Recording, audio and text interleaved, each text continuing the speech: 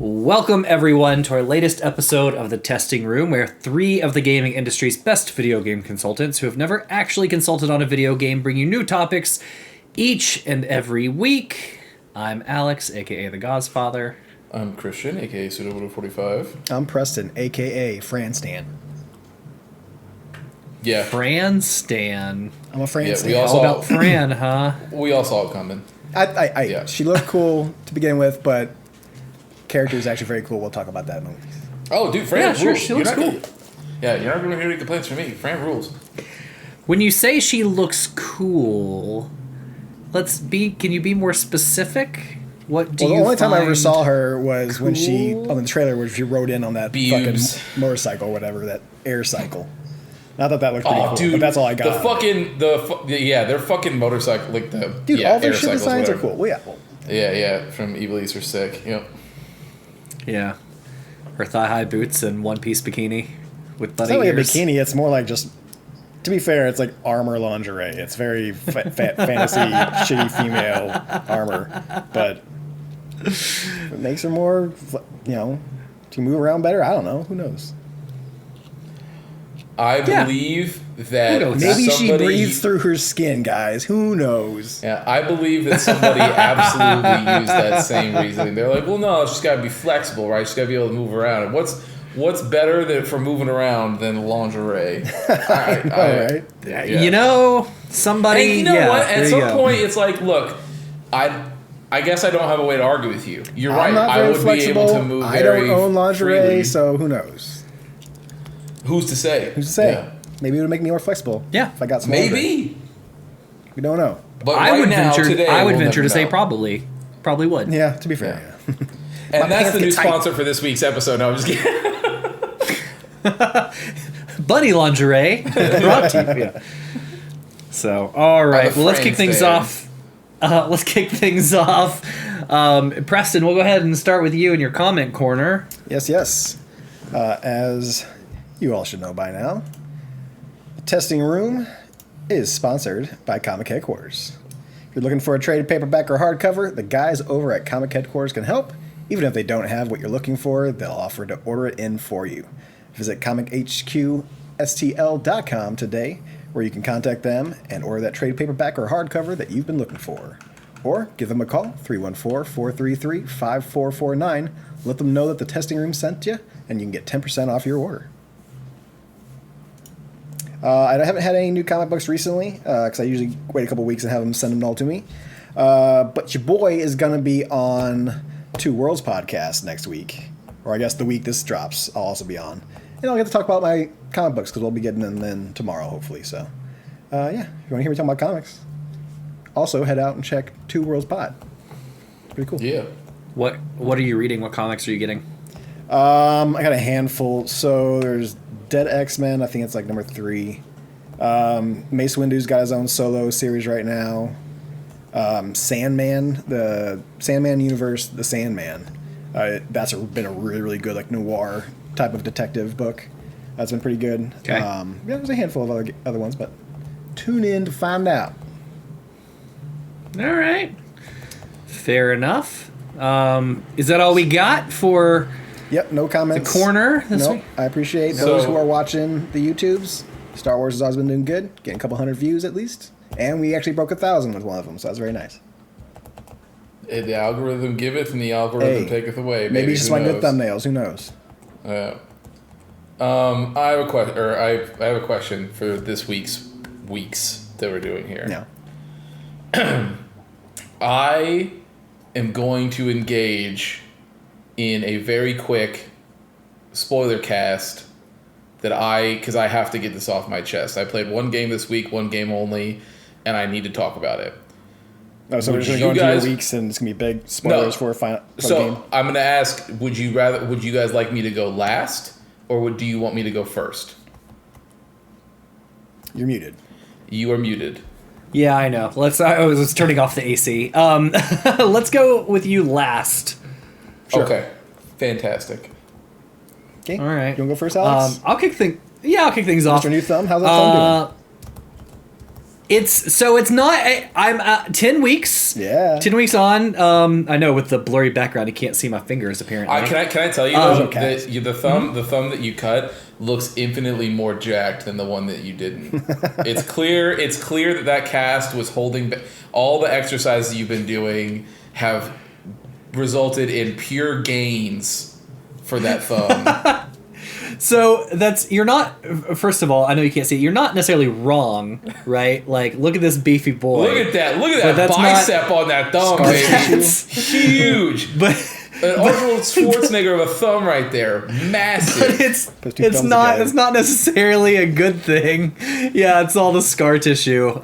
Trying to break it down, which is a pain in the ass. So like, with this thumb, I can like bend it right down. Like this one, reactions. I can bend it from this knuckle, but like not really this one, right? So like it's kind of what I got. So I'm out of the cast, and now it's just flexibility. It's just trying to do whatever we can to get the flexibility back. It feels like a very slow process. I've been using it for 2 days now. So it's been out of the cast for 2 days, and I still have some limitations, but for the most part, it's just like, what can you do? So like I played, Jake will be happy to know, I used a controller to play Helldivers yesterday, and it was just fine. It was a little slower, just getting used to like hitting the D-pad, but it worked. It was totally fine. So I will be back on the Halo game soon enough, and hopefully over the next 6 or 7 weeks, because I don't remember if I'm on week 9 or 10 now. I'll just be working on getting that full extension and flexibility back. But yeah, that's it. So I've only really played 2 games. 2 games, I think. I played Final Fantasy, continuing to get some fishing in. It is starting to get difficult. Women want him and fish fear him. The fishing is getting tough. Like I have 3 places that require rain to like catch fish, and you can only be one at a time, right? And they're all like hard fish to catch. So I've picked one that I'm farming, and dude, this I knew. Can I just say, I fucking knew when you were like, I'm gonna go for the title and I'm gonna catch them all. I was like, this is going to grip him like nothing else. Like, it is going to be just as bad as any of the other things that have gripped him. But this one is eternal. This one's going to last so long. Like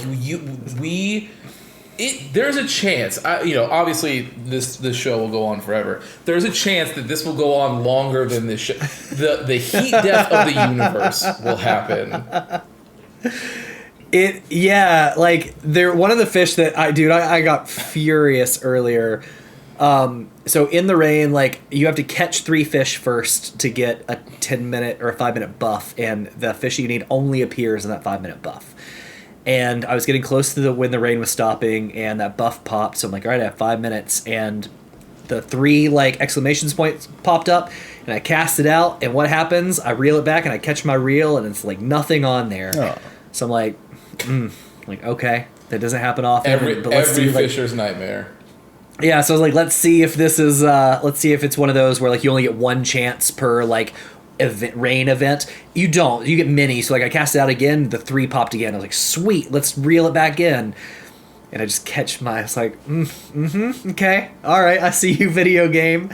That thing popped like 6 times during the little 5 minutes. And every time, and dude, by the end of it, I'm just cursing. And I'm just like, what am I doing wrong? And like, I don't understand. The answer is it's a 2% nothing. Catch chance. Yeah, it's a 2% catch chance. That's it. So, quick question. Would you have rather the experience you had, or would you have rather had it be a 1 attempt per rain period and just know, like, well, that was my chance and I'll try again the next time it rains? Does the 1 attempt increase the catch chance? No, it's what it was to like everything. Oh, then I'd rather have it. I'd rather have it what it is, because at least I have like 6 chances in 1, right? Well, sure. I don't know. It's tough, right? Because you were getting progressively more angry as those 6 attempts kept going. I was, and if I miss my first one, then I go, okay, well, I just go to one of the other 3 spots I have that require rain, right? So I could bounce between them.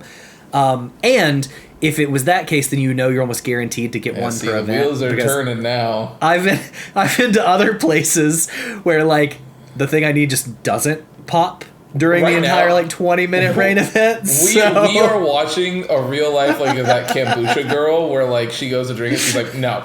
Well, like that is exactly what just happened to you. You're like, no, I would not want that. Well, no, I guess maybe I would. Like it just, and then all these different myriad of reasons as to why.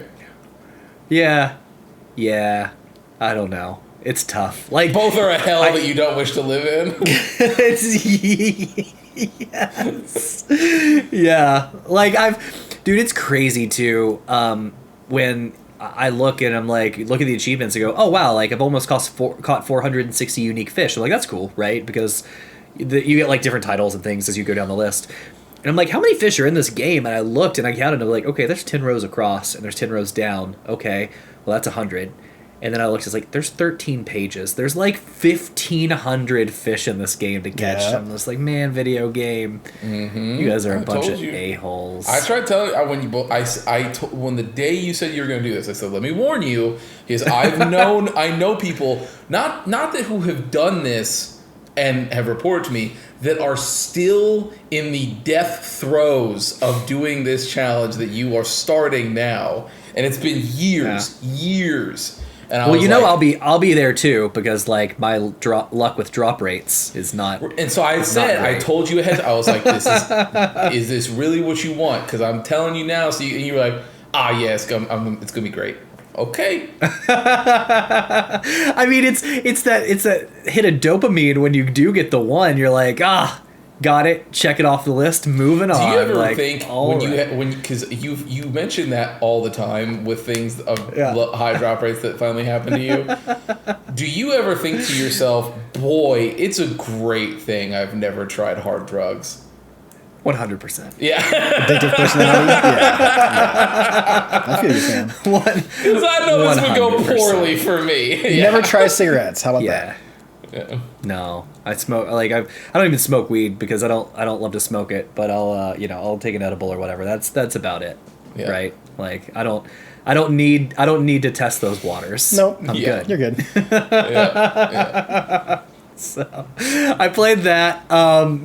Beyond that, I played some Helldivers with your boys here. Travis got involved in that. That was awesome. We're getting good at that game. Travis punched you for no reason, and he's not here to defend himself, so there's just no reason. Yeah, so no reason. It was completely ridiculous. Gave me damage for no reason. Nothing to do with a napalm strike in the middle of a nest. It's fine. Okay, first of all, it was accidental. Second of all, you should see the red laser coming down from the sky. All of you should have. I did. So it was. Also, you did. See, exactly. Yeah, you did. Yeah, and then you let someone know 1 second before it went on. Napalm.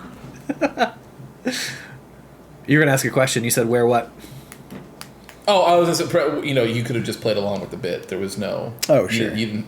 Yeah, you didn't have to. Yeah, Preston had to ruin it. It's fine. Yeah, it's totally fine. King Travis and I have. here.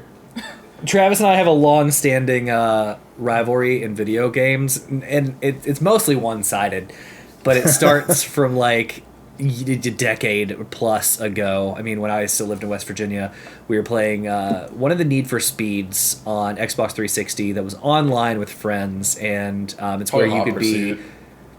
Probably, but where you could be the cops or you could be the racers, right? So some friends were cops. Travis and I we were on the racing team. We were running from the cops, and he was first place. I was second place. I was not far behind him, and just for giggles, I hit an EMP on the final lap about 200 yards away. And in that game, your car takes damage, but if you damage it so much, you just explode and get knocked out. And I didn't realize how much damage he had taken. So when I popped that EMP, his car just explodes and he gets eliminated from the race, and I won. Checks out from the stories I've heard from him. Yeah, well, not even checks out. Sounds very familiar. I was going to say, but you've experienced such a similar thing in I'm Fall aware. Guys. I'm well aware. All checks out. I'm aware. Shenanigans. Yeah. So, it's been a long time. So, it's all fun and games. If you can't laugh at yourself, who can you laugh at, right? Apparently, your friends. I will never forget. I will never forget that that Fall Guys moment. That was fucked. Yeah. Oh god, we were in Anyway. tears that night. Anyways, yeah. Anyways, so so I played that. I played Helldivers, Final Fantasy. I don't think I've played anything else. But I will be getting into other things since my physical therapist said like she encourages me to use my thumb and type into other things. So I have the final mission of Alan Wake to do, which I need to do before I move on to anything Gotta else. Finish that up. Yep. And now I hear you can turn down the scary, so that's great. Not only that, but you're just in time for the New Game Plus mode that adds a completely different story. Like it's I mean, we'll talk about it when you get there, but it's unbelievable. Yeah, hilarious that's when you're here now. I know. So I'm excited to do that. I played like 35 minutes of Yakuza, so I have to get back into that game. I was in the middle of a Mass Effect playthrough on the Steam Deck. I got to get back into that. And then I downloaded a really cool quote-unquote game from Steam that I'm excited to try out. I showed you guys when we saw each other in Chicago, which was Tailspire that might bring some fun ways to play D&D. Yep. It's like a D&D builder sort of thing. So I'm excited to dive into that. But yeah, I have a lot on the horizon. That's it. Right. Yeah, that's my week. Okay. A lot of games coming up for you. Oh yeah. A lot of games coming up. It's gonna be bad. Yep. Bad. Those chains are broken, sir. Yep, they are. And they said too, like, hey, your tendon is as healed as it should be, right? Like it's as strong as it's gonna be, and not in a bad way. Like it is as strong as the good one. It's just now you got to use it, and now you're free to go do like don't lift heavy stuff one-handed. Don't be dumb, but gaming totally fine. So And you were like, well, little do you say know. no more. Yeah. Say no more. The crazy thing too, I'll have to fight with is like now I just don't even know if I want to waste my time going back to controller on Final Fantasy or just stay keyboard and mouse. Look, man, you're already a pro MMO gamer so I say if you've already learned the skill, just keep it. Just stick with it. Well, it's gonna push you I back did is when you're take- gonna want to do it on the Steam Deck, and then you gotta learn. You gotta go back to the controller. That part's I know. True. That part's true. Yeah. Like I don't want to go back to Although- keyboard. When I come back to Final Fantasy, I'm using the controls because I had it all set up and ready for when I mess with it on PlayStation. So I'm like, okay, if I play this again, let's try to stick to controller so I can do it on the deck too later. I'll be honest with you though, like I feel like right now Final Fantasy is like we have a time limit on Final Fantasy on the Steam Deck because whatever they do with that graphic update might kill it across all Steam Fair. decks. So we'll Maybe, see. who Like knows? yeah, because I At know that they're point, really increasing the graphics. Maybe you can just do it through the cloud through the Xbox app. I wonder, actually. It's a good question. I already own like 3 copies of that game. I don't know that I need to buy 4. Game Pass, baby. Game Pass, baby. Yeah. Oh yeah, that's fair. You just have to have a sub. Which you Which do. you do. Fair enough. So we'll see. Yeah. Yeah, Who we'll knows? see. Cool. So that's my week. Preston, what you got? All right, you guys ready for the meat of the sandwich? Because I got a lot. All right, so I have beaten Persona 3 Reload. Fantastic Persona game. It's amazing. I would say, doing my rankings, Persona 4 has a lot of nostalgia there. Persona 5 Royale is the best of the best, hands down. Like this is done in like the same type of engine. It's got the same quality as far as the way it looks, but you can definitely tell it's an older game because you only have those 3 like skills, right? It's not as much as what you would get out of Persona 5. You get a lot more out of Persona 5. So I would say if you're gonna play the games, go play Persona 4 Golden, then play Persona 3 Reload, and then play Persona 5 Royale because that'll give you a good kind of stagger. It was a great ending. I love the story beats to it. Kind of does the whole same thing most JRPGs do. You know, you're going to end up fighting God or something like that. Yeah, at the very end. So you do that. It's a lot of fun. I'm not going to spoil anything for these gentlemen here. I know especially. So I'll say that at the very end was really nice. There is a music cue that happens right at the very end, like the last couple of hours. So there's a song in there. I don't know the name of it because on my Spotify playlist, it's all in Japanese. But it's got like an echo piano kind of notes going on, like da-na, da-na, da-na, da-na, and it kind of echoes it a little bit.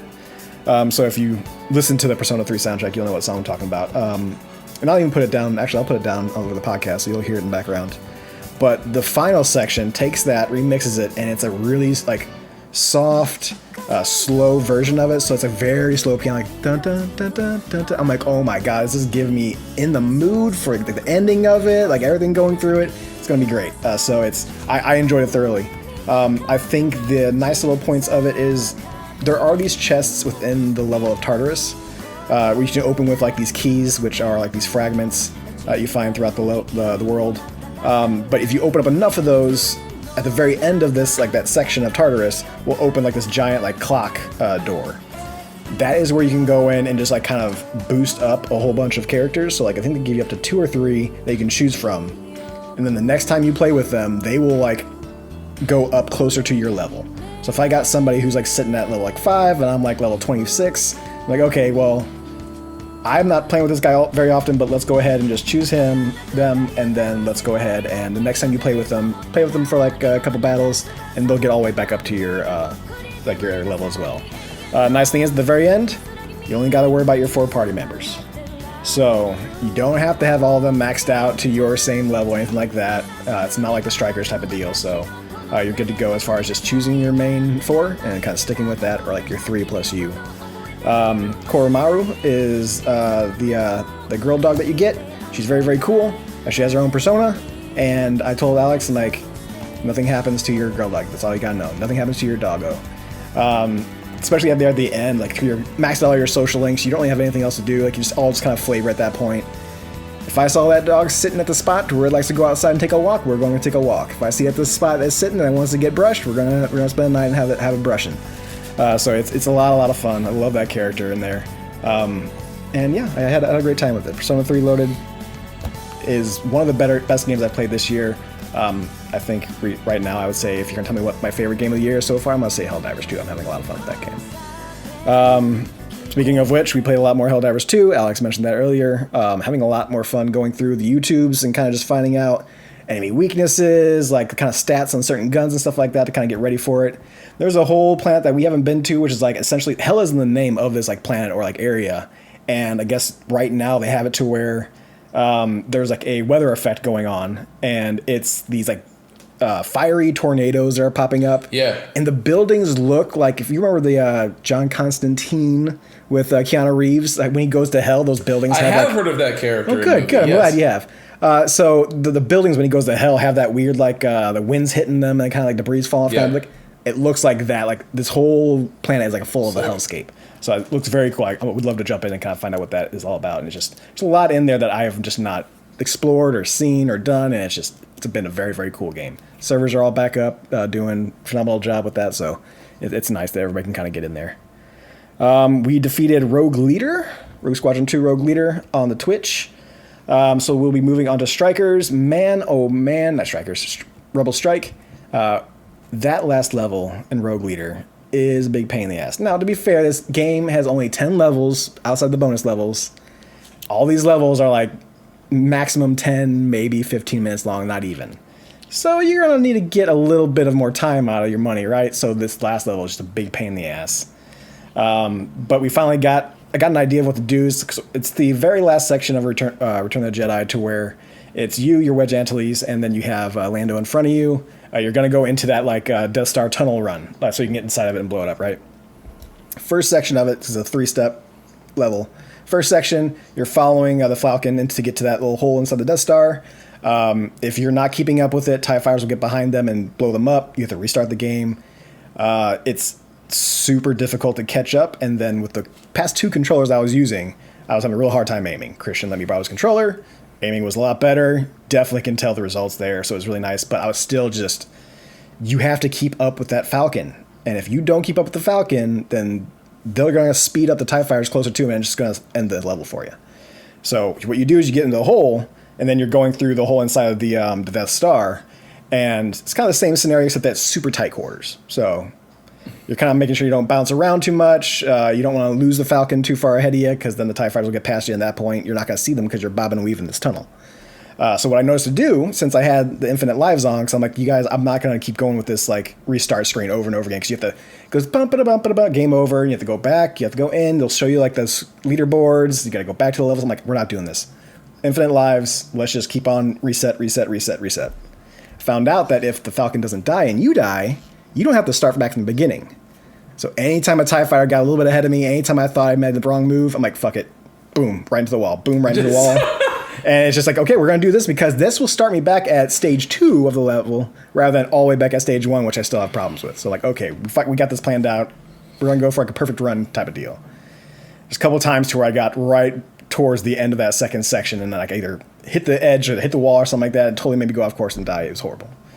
The third section is just fine. You shoot the thing that you see in the movie, and then you fly out with the fire coming behind you.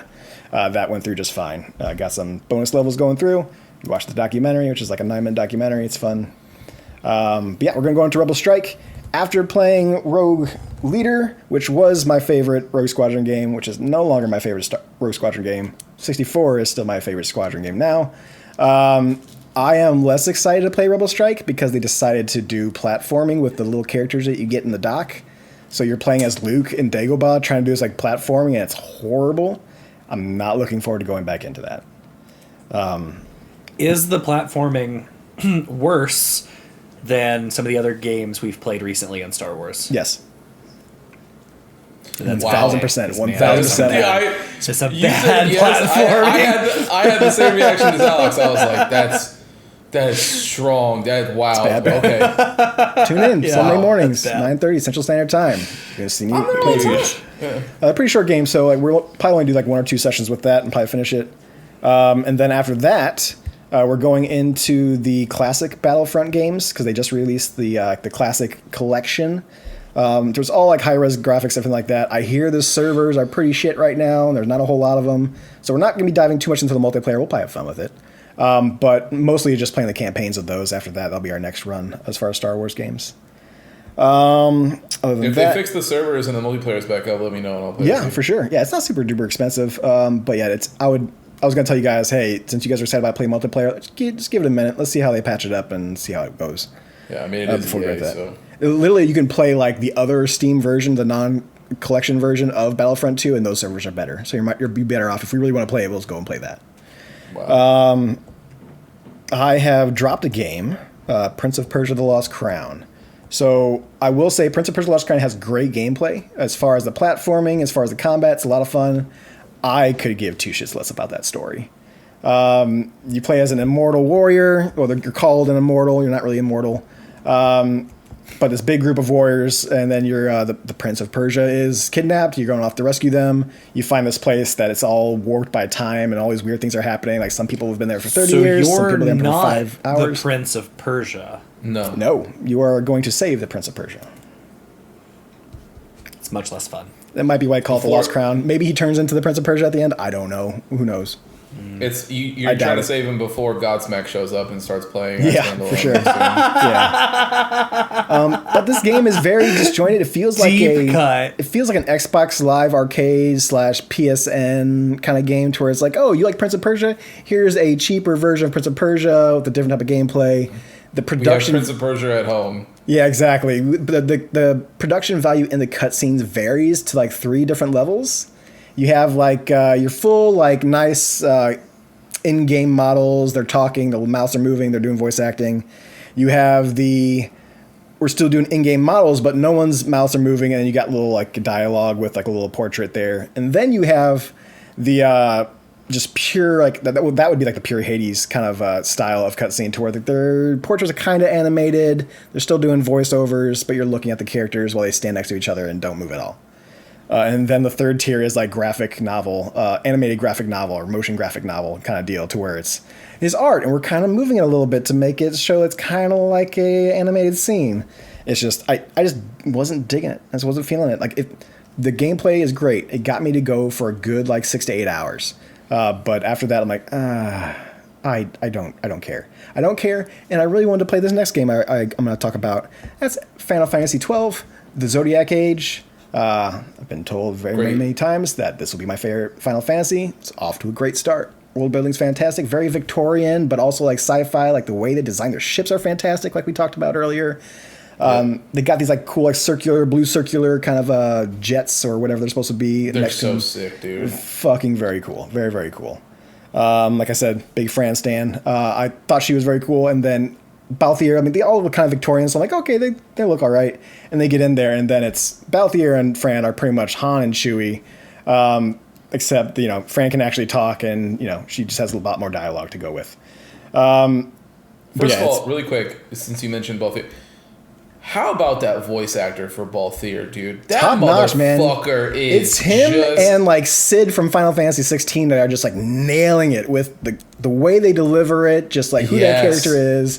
Fantastic. Yeah. I was worried I wouldn't like Balthier because I kind of knew about like, oh, it's a Han Solo stand of like Final Fantasy. Like, well, I mean, this could end up pretty badly. And then he starts going in. I'm like, I'm digging this guy. I'm digging this guy a lot. I like his attitude. Great. Yeah, he's very, very good. And the way they're talking sometimes, because the main character you play as is Van. He's like a kid. And his brother was a part of the war. And one of the other characters that you get later on is kind of with him. But like, he's really mad at the other character because he thinks he killed his brother. And then Balthier's sitting there. Is like, yeah, if you want to believe what the Imperial mouths are saying, feel free. And it's like, you do what you got to do, kid. And he's like, but this guy says he didn't do it. And I didn't see him do it. So take that as you will. You want to come with us or you don't want to come with us? What do you want to do, kid? I'm like, Balthier, you're cool as hell, man. I like you a lot. No, like, you're cool. When that game introduces the concept of a sky pirate, like they say, like these sky pirates, and then they show Balthier, you're like, you are exactly the picture I had in my head. Like when when someone says the word sky pirate, you're like, that's exactly his like what little that pistols, his like little gunpowder looking pistols. Yeah, it's very cool. The combat system was kind of a surprise and very interesting. I've heard about it before, but I never played it myself, so I never got the feel for it. But it's very MMO-like to where like you're pressing like, hey, I want you to attack, and then you kind of just let it go. You're still controlling your character as far as you want to be close to them. You might want to get back up if there's like an area effect attack happening, things like that.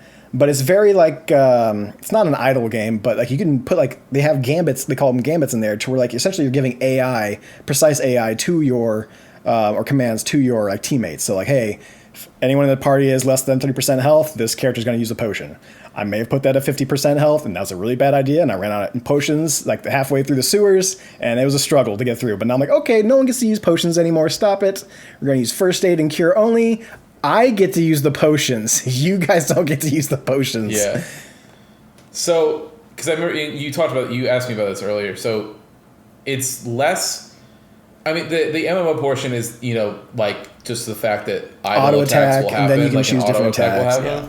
But it really is based off of, because this whole world, Ivalice, is based off the Final Fantasy Tactics. That's what I'm hearing. Universe, right?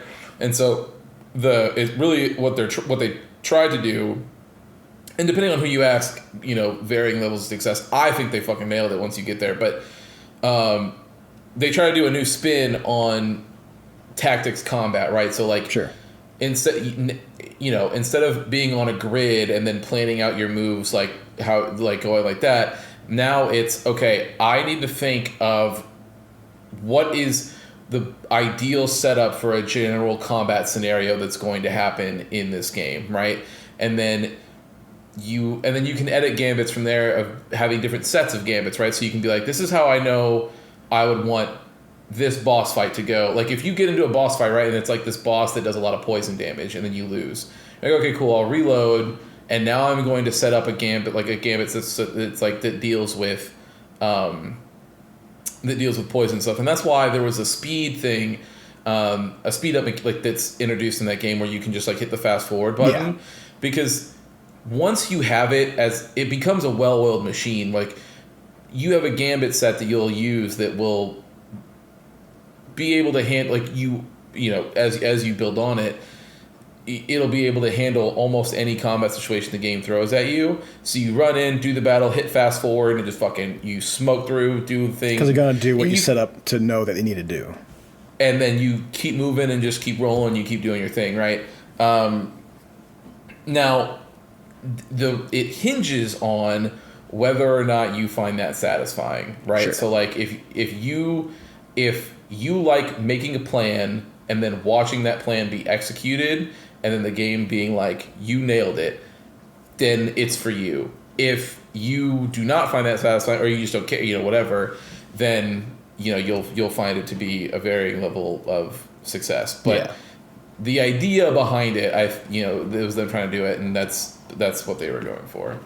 Yeah, no, and it's not bad. I don't hate it right now. So I learned my lesson. Even though they tell you, hey, you're gonna run out of potions pretty quick if you tell this guy to give out potions at a certain level. So kind of dial it down or do what you need to do. I'm like, oh, let's put them at 50. I don't get hit. They don't hit 50 that often. Didn't notice how much everybody else is getting hit in 50. And then all of a sudden, I'm like, okay, well, I need some health now. I'm like, why am I not getting potions? Okay. Go to my inventory. Like, oh, I don't have any potions. Cool. I'm not done with this level yet. But yeah, it's been great. It's been enjoying it right now. For those who have played it and kind of want to know where I'm at in the story, Penelope has been kidnapped, and we're finally leaving the main first section that you're at. So I escaped the dungeon. I got back, found out that my childhood / local friend has been kidnapped because they know about me, and now I got to go after her. So we're doing that thing. But yeah, it's been great. It's been great so far. I'm like about 8-10 hours in. I'm loving the game. It's great. And yeah, that is it. That's all I got for you. Okay. All right. Christian's So, like, all right. He adjusts himself. No, He's we're like, getting my PowerPoint let's ready. get into this. Look, man. Yeah, let's get into this. I've got a lot of things to say here. So, Spoiler warning. really quick. Yes. Yeah, absolutely. Because Because I'm put going it to up have to go through the here. whole game. I will mark it down as too new of a game. I'll mark it down on YouTube too, so you can see Yeah. the check. And I'm going to rapid fire unless there's something that absolutely somebody needs to stop me for. You can, and I'll answer it. But otherwise, I'll be good. Alex, if you would like, you can tune out, or if you want to be here, you can. Totally up to you. Hey everyone, it's Preston, and I'm here to give you the spoiler warning for Final Fantasy VII Rebirth. Now, if you don't care about spoilers for the game, continue to listen. Feel free. Otherwise, Christian will talk about all how he feels about the entire game for about an hour and 3 minutes. So, if you do not want to be spoiled, giving you time now, feel free to pause it, skip forward, continue later, whatever you need to do. But around an hour and 3 minutes, we will be all spoilers for Final Fantasy VII Rebirth. So, I've played one game, and I finished this game. It took me 94 fucking hours. It was Final You did it Fantasy quick, VII though. Rebirth. In like a week? Yeah, I played a lot. No, that's Christian. But, yeah. And here's the thing. This game, I would have reached my threshold for this game about, honestly, at the 50% mark, had I not needed to see this through the end to be able to, like, talk about it. Because if I had quit and then started complaining about it, there's a lot of people that I know would have been like, you didn't. But no, I'm not trying to hear any of it. And I did all the goddamn side missions, every single fucking one of them. And I don't want to hear. So everything I'm about to say is coming from that perspective. So He did it so we didn't have to, Alex. You hearing that? No. Can I No, ask you I a did it. question No. before you get into this? Before you get into the fact that like all these complaints, because I'm excited to hear them. Can I ask you a question? Yeah. So, when you finished the first one, you were not hype, No. and then you started to get a little bit more excited as we got closer to release here. So, But you've actually ended up exactly where you thought Yes. you would end Yeah. up. So what? And that's probably why So I'm more A, what angry. happened, and B, I'll what tell you what happened, happened, and B, Alex. why do you expect anything different? Yeah, it's an absolutely fair question. You're 100% correct. And I'll explain it to you. Okay. I am mentally unwell. And I played the Crisis Core remaster, and I was like, you know what? I had fun moments with this game when I was younger, and I had fun moments again when I played it just now. And you know what? If Zach is coming back and they are going to try to manage to work that in somehow, I'm interested to see how this plays out. I would like to know. Okay. And you're right. Now, is that absolutely my fault? 100%. And yes, all of this was this bed that I am upset that I am laying in, it was 100% of my own making. And like I said, I would have there's two things. I would have quit this much earlier. I would have shelved the game and been done with it if it was just like if I didn't have any stakes in this whatsoever, whatever. The second thing is that this game, when it came out, warranted or unwarranted, was getting compared a lot to Final Fantasy 16, a game that I really liked and I thought that was very good, and that there were some people who, you know, didn't like or whatever, and so these two games were getting compared very heavily, and I was like, well, if I'm like, I want to know now, so like I have to get after it. So let me start by saying, before I get into this game, if I ever see somebody compare the side content in 16 to this game ever again in a disparaging way towards 16, they deserve to get the taste slapped out of their mouth. The side content in this game makes every single quest in 16 look like Hearts of Stone from The Witcher 3. Like, at least the problem with 16 is that it, like, every side quest was bad until you got to the end, and then they have these major payoffs with the characters that you spend a bunch of time with, and you're like, you know what? At least you can look somebody dead in their face and be like, it's worth it, right? Like, I know all these fetch quests are dumb, but the moments you get with Jill, Torgal, Gav, everybody, like, at the end of it, it's 100% worth it, and you can at least say that. Every single side mission in here is completely worthless. And they cap it off, and I'm not fucking joking you, they cap it off with the middle... Remember, Alex, in Remake, when you're on the train after the first Shinra, or the reactor bombing, and there's that Shinra middle manager character that's like talking shit to you. Walking around. Yep. He is the final person that you get a quest from in this game, and it's him...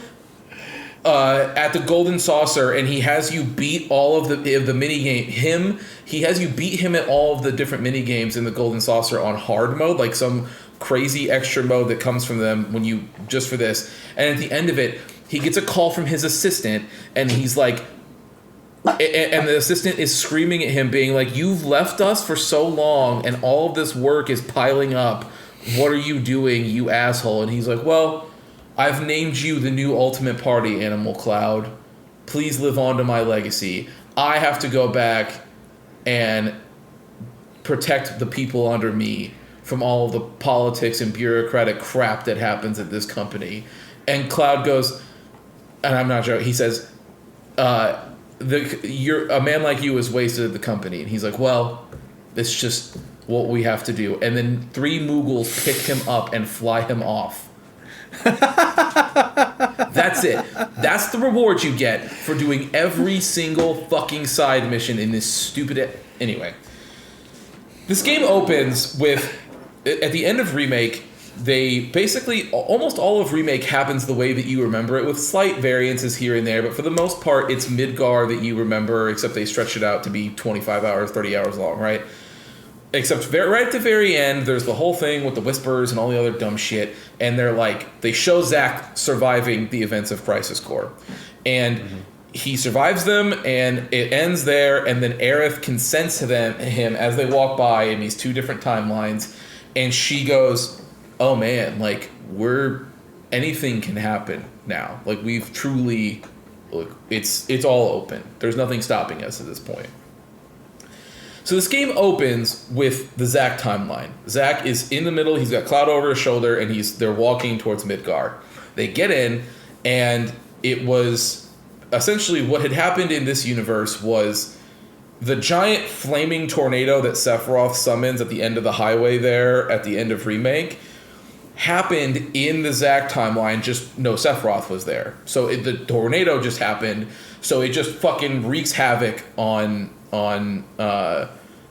Midgar, while also the party, minus Cloud, obviously, the party was still doing what they were going to do. They still went, they bombed the reactors, they made their way to Shinra, they did the whole thing, except when they got up, Cloud wasn't there to protect them, and they got their fucking asses kicked. And so this game opens up with Zack seeing on the TV every single member of the party dead. And you're like, oh shit. Like, when I mean dead, I mean like the shot they show of Tifa is like she's on a stretcher getting wheeled out, and then her arm just sort of flops over. Like, she's dead. Barrett's dead. Everybody's dead. So Zack sees Aerith, and he's like, oh, what the fuck? Like, I have to go save her, right? Because they're boyfriend, girlfriend, the whole thing, right? So he runs off, and he just leaves Cloud with a random person. Like, he's like, hey, can you watch after my friend? He'll be fine. And then he runs off. And he's like, thanks, and just like waves his hand and he leaves. So then they fucking, they cut to you are running through like Midgar, basically trying to you're following where the helicopter flew over you. So you're following the helicopter. And it cuts to a view of inside the helicopter where Red 13 wakes up, and I don't know why, but for whatever reason, he wakes up and he just fucking goes at the throat of the guy in the helicopter. So that helicopter ends up spinning down, crashing, and, whatever. So Zack follows it because he knows that's the one that Aerith got loaded into. So he's running over there, and some Shinra soldiers are there. He beats the shit out of them. And you immediately are introduced to Zack's moveset, which is as the way his mechanics work. Not that it fucking matters, but I'll get into it. Is he as he attacks, he builds up this meter, or you can just hold the triangle button, and he does like the little stance with the Buster Sword that he learned from Angeal in Crisis Core to charge up his moves to do like cooler shit as that meter charges up, right? So he beats the shit out of all the soldiers that are there, and he runs over to the helicopter, and he pulls Aerith out, and he, for whatever reason, he believes that Aerith might still be alive, but Red is definitely dead, even though they look the exact same. But he was like, he looks over at Red and he's like, thank you. And then pulls Aerith out, runs off to the side, hides, and he's like, Aerith, it's okay, like I'm here now, I'm here, I made it. And then she just sort of goes like just her body just goes limp, because of course it was limp when he carried her out of there, but whatever. Lays her down, she goes limp, and he just starts crying.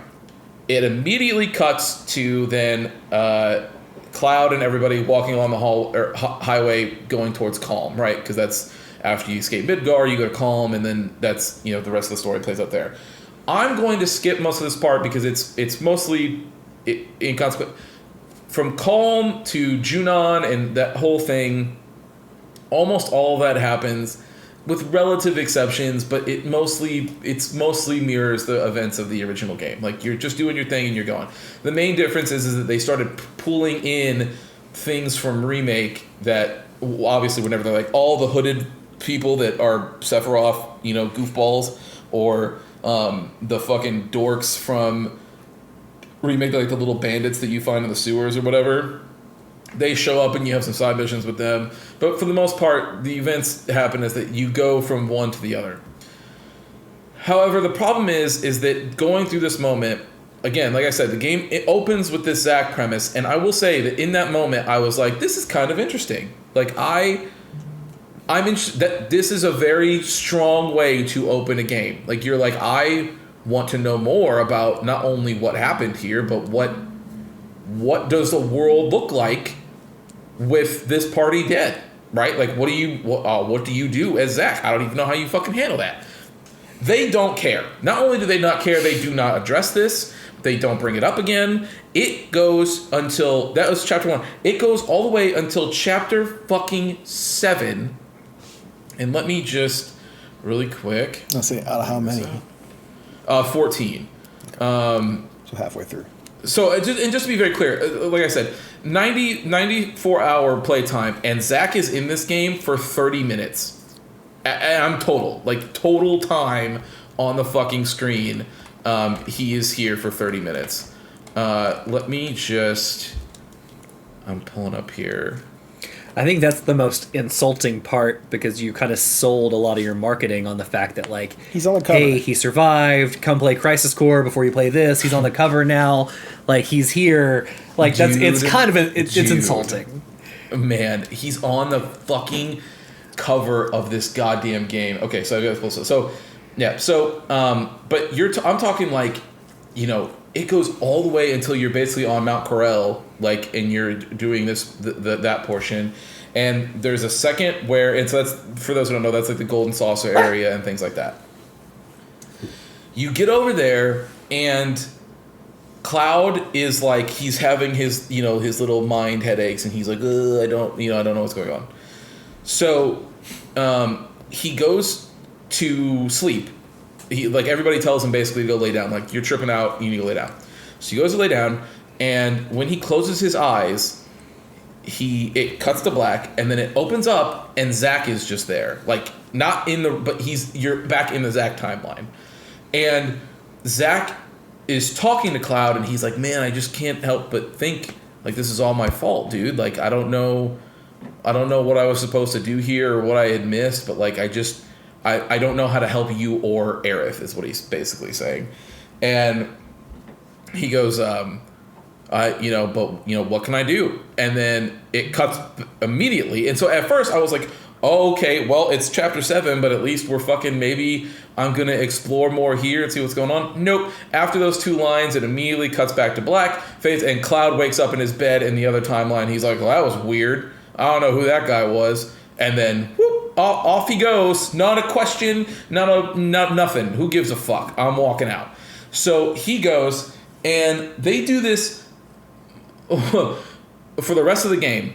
There's 3 more times that they just like briefly pop over to this timeline, and you control Zack one of those times, and I shit you not, one of it is to just walk up and down a street, like from the bottom of one to the top of the other, and then it cuts away and you go back to the other timeline. I'm like, why was this here? There is no point. Like, and I knew the second I knew it was going to happen when I pressed the start button and it just says pause. Like, it doesn't bring up a character menu or anything. You can't change anything. And I was like, well, this means that he's not playable, because if I'd be able to do anything with him, they would let me do. I would get gear. I would get something. I'm not getting dick, so it doesn't matter.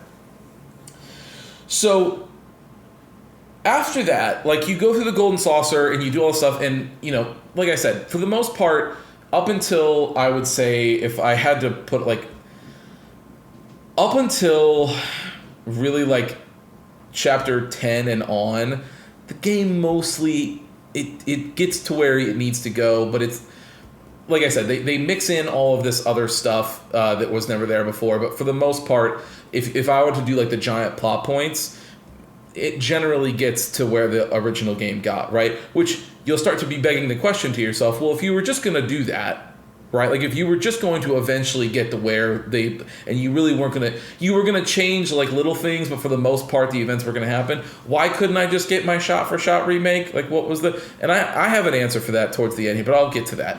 So, but just keep that question in your mind as I'm fucking going through this. So then, as you get towards the end, right, like, and I will say, as a quick aside, the Golden Saucer is one of the areas in this game that's done very well. Like, it's exactly what you imagined in your head as a child going through the Golden Saucer. They did a great job there. Outside of some of these mini games being some of the most absolute dog shit mini games I've ever played in my life.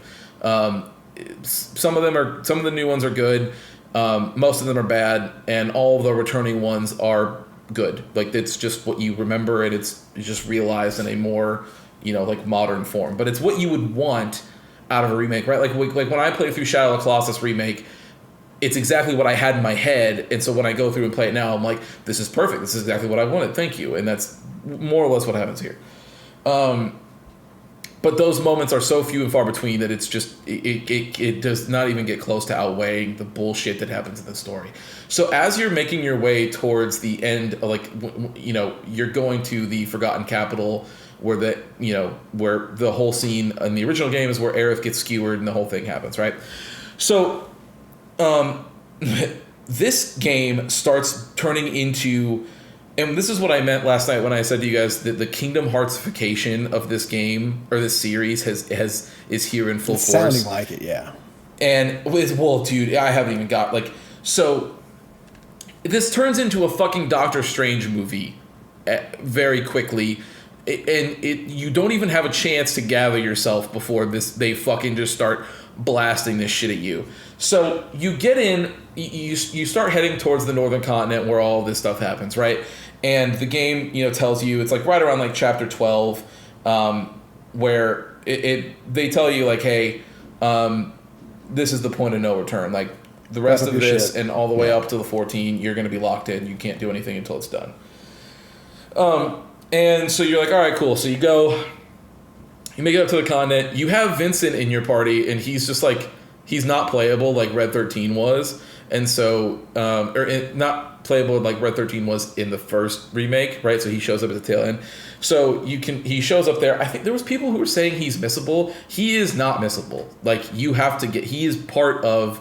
He's in these cutscenes. Like you can't not get him. So that's not real. But either way, even though he was missable in the original game, he's like he cannot be there.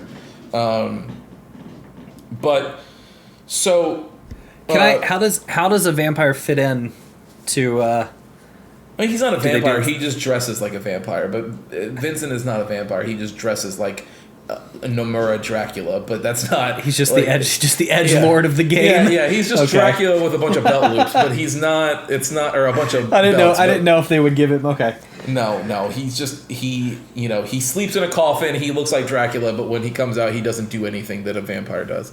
Either way, He does sleep on a coffin. It's weird. By the way, if you are wondering if they touch on that at all, they super do not. They don't at all. You find the coffin in the room, you touch it, and he says, "Who dares awake or disturb my slumber?" The fucking lid cocks off, and he has a gun pointed at Cloud, and he's like, "What the hell?" And it's just they changed his voice actor too. I don't know why. Maybe the other guys, who knows? Either way. Not important. So you get to the northern continent and you fucking start going, and the game very quickly starts to show how off the rails it's about to get, and there's just no way to know how bad it truly gets until you get there. So the whole time the game has been, and they say it in all the marketing, who knows? Maybe something weird's gonna happen at the end. We could probably change something. Who knows? And you're like, well, that'd be the only reason for you to do all of this dumb shit. So, I hope so. No, you're making your way through the temple, and they basically, do the whole thing where they talk about the war between Aerith's people and the humans and the Gi and like all these other different antagonists throughout the game, right? And so they start going, and Aerith is like slowly but surely sort of figuring out her role as the ancient, and like what the fact that she's able to talk to the live stream and sort of control it in weird ways and do things like that, right? So you're going through it. This entire time, Cloud is he keeps seeing Sephiroth over and over and over again throughout this section, and he has sporadic points where he's been seeing him throughout the game, but it really becomes heavy towards the end here. And he's like, Sephiroth keeps saying to him, like, "You're my little puppet. Like, that's all you are. You're just my little puppet." And you're like, man. An endearing, like, "Oh, you're my little puppet." Yeah, kind of. Like, that's he doesn't say it like that, but it's not delivered that way, but that is how it comes off. Yeah. And it really turned in from the first game how there was like this weird like sexual tension of like Sephiroth really wants to have sex with Cloud. Now it's like like a very like a domination daddy kind of vibe that he's just like, you're my little puppy, like that's what you are. And it's like so fucking weird. And Cloud, understandably uncomfortable by this whole situation. He is like he gets more upset, but he also keeps like he's like losing himself, and he's like, I don't even know if I'm the real person, blah blah blah, right? Except that now normally Zack is this trigger, right? In the original game, when he figures out that it was Zack who was the soldier and that Cloud was just some dork infantryman who couldn't pass any of the tests or whatever. And then obviously the events of Crisis Core happened. He had like a whole mental break, and then he turned into a soldier, and it was this whole thing, right? After Hojo experimented on him. In this, Cloud has already accepted that Zack is a real person because he keeps having visions and knows who he is. By a certain point, he remembers Zack, and he goes, "We were friends. We were both," but it's mixed up still a little bit, but he's like, we were both soldiers.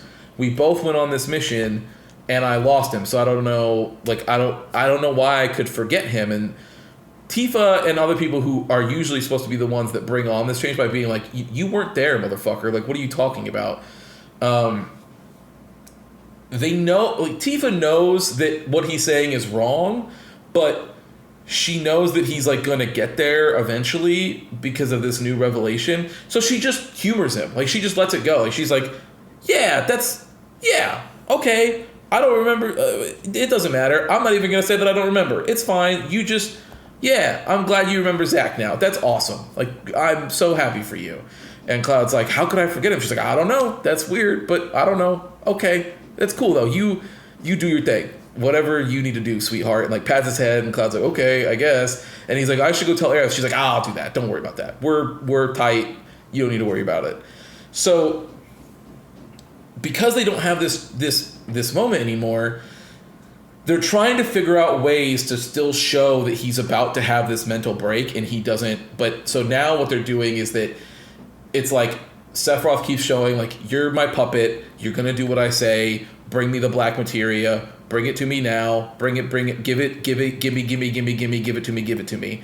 And Cloud is like, I have to get this, but I have to get it so that you don't have it. Like that's basically what he keeps saying to himself. But then he slowly gets like more deranged as it keeps going on. And there's a moment where he hallucinates Sephiroth as one of like the weird, creepy Mako poisoned robed dorks. And he fucking skewers this dude. And then at this moment where it's like, and everybody around him is like, yo, not only yo as in like you just fucking murdered that dude, but yo as in like this is a teen rated game and we only have so much blood that we can show and you are using up our budget. Like, so instead of what he does in that moment though in the middle of the temple is instead of being like, I saw Sephiroth or whatever, he stomps his feet like a little child and says, I'm not like him. And everyone goes, okay. Like, Didn't say you were. Beth, Tifa literally was like, I don't think anybody was thinking that. Like, that's okay though, but like, you just go on, sweetie. It's okay. Like, they just keep like pampering him the entire time. And it's like, if somebody were to, either way, they're trying to write around the fact that they can't use Zack as a trigger anymore, and so it's like they don't. I genuinely I don't know what they're going to do, but it's going to be really who knows. So as you're going through the temple and all these hallucinations start getting worse, he gets more and more like Sephiroth-y in his demeanor. Like he starts like skewering Shinra soldiers. Not only that, but he's murdering people, and then he'll deliver the lines like he'll be like, don't worry, don't be sad, it's not a death, it's a homecoming, and then cut some fucking dude's head off. And I mean, they don't show it, but that's what happens. And that's a pretty awesome line. Yeah, except Sephiroth has said it 100 times by now, and so the entire time after hearing Cloud repeat it, but with like the weird angry face, you're just like, I fucking get it. But like he just, they keep hammering it home. Like, in case you didn't hear before, it's gonna happen again. You're like, I don't need it to. But so as it starts going, you obviously, you start making your way, and there's a point where everybody has a trial that they have to go through. And Barrett and everybody has like, it sends them to a flashback of like the hardest moments of their life. Barrett was when he lost his wife, Red when he got captured by Hojo, et cetera, right? So everybody comes out of that moment pretty emotionally beat up, and Aerith sort of gives them a rousing speech and is like, hey, like... How can I ask, how does that feel for you as the player? Was that one of the highlights of this game, going through all those tough moments, or was it just kind of like a meh? I think if you didn't know the story of these characters, I think that it would be a big moment. Like, because just like in the first game or in the original game, they're character defining moments, right? It's how it's why the characters are the way they are. So I think if this was your first introduction, probably it works really well for me. I already knew them, so it was just seeing it in a different way. But it's still, like Aerith's mom dying in front of her and people being mean to her still is a generally sad premise, like whatever. But so it wasn't really enhanced by the updated. No, I think because the premise is still the premise, right? Like you can still imagine what it looks like when a child is ignored when their parent is dying on the side of the street and they're asking for help and people are just saying "fuck off, kid." Like, that's sad no matter if I'm telling you that. Like, if I was saying I walked down the street and saw that, you'd be like, yeah, that sounds sad. Like, so it doesn't matter how you look at it, it's still sad. So she tries to give this speech, and she's like, guys, this is the worst that they can throw at us. Like, we're going to fucking make it through, and yada, yada, yada, right? And she looks over at Cloud like, come on, man. And he goes, are you done? Let's go. Like, we've got to kill Sephiroth. And I'm not joking. He literally says, are you finished? Let's go. We have to find Sephiroth. And everyone's like, and she goes, yeah, I know. And like sort of like puts her head down like, meh. And everyone's like, and everybody looks like it, but no one says like, hey, dickhead, what the fuck was that about? Like, everyone's just like, meh. Like, that was mean, but I'm so sad I don't have the energy to argue with this emo boy. And it's like, whatever. So they leave, they go on, and around these moments is when I described this to you guys last night, but in these moments is when some real flashbacks start to happen, and the Zack timeline starts showing up a little bit more. And I would say this is the going in this last two chapters of the game is the 20-minute, or 50, no, I would say 25 minutes of the 30 minutes allotted to him in this whole fucking game. So, Biggs from the first game, obviously, for those who don't know, in the original Final Fantasy, Biggs, Wedge, and Jesse, all three died in the first game. That was like a whole thing, right? They alluded but in to this the game, fact they actually paid for like a decent voice actor, like a guy that's been on TV to voice him. So they're like, we need to sign him for more than one game. So we found a way to, have him whisked off to this different timeline when he was supposed to be bleeding out in the tower. So we brought him back. And so Biggs is here, and Biggs is like, he leaves Zack a note. And because Zack gave him a whole speech where he's like, Biggs basically comes and he's like, why was I fucking saved? Like, he's basically talking to the writing staff of Final Fantasy VII Rebirth, and he's like, why me? Like, what am I going to do in this fucking world that's going to be beneficial to anybody? Like, why save me? And Zack, being his ultra positive Zack self, is like, hey man, it's fucking, believe it. It's gonna be okay. We'll all just fucking figure it out. And look, there's people who love you, and that's what's important. And so they have that discussion, and Biggs is like, you're right, I need to go motivate people. I'm going to think of something. And Zack is like, right on, that sounds great. He then leaves him a note that says, I'm going to go bomb Reactor 6 because I need to motivate the people of this timeline, and I don't know a better way to do it than to blow up a reactor. And so I gotta show everybody that you can fight back. And Zack immediately is like, no, that is not what I said. Don't do that. You're gonna kill so many people. That's stupid. And so he's like, fuck, I gotta run. Well, in this little moment when he's getting ready to leave, Marlene, who's staying at Aerith's mom's house, because obviously Barrett leaves, so he has to leave her with her. Marlene says that she saw a vision, and Aerith came to her and told her that they at that time, they needed to get Cloud to feel better because Cloud is the only person who can save her from Sephiroth. And so Cloud needs to hurry up and get better. You got to get that pep in that step, huh? Because if he doesn't get better soon, then it's all going to go to shit very quickly. And Zack, understandably, is like, I'm sorry, do you mean the dork that couldn't do anything, who got a bunch of Mako pumped into him, who's been wheelchair bound since I carried him here? By the way, Miles, he's the savior? And she was like, yeah, he fights crazy, he's real good. And Zack's like, okay. And by the way, just quick question, while you were talking to Aerith, and this is no joke, he says, did she have feelings for Cloud? Does she like him? And Aerith says, and Marlene says, yeah, she likes him. And Zack goes, well, I can't say I didn't see that coming. And Marlene goes, well, it's because you weren't there, silly. And Zack was like, well, fair enough, I guess. I thought that we were real tight, but I guess, fair enough, I died, so she should move on. And I guess she picked Cloud, this vegetable sitting next to me. But that's neither here nor there. Sounds great.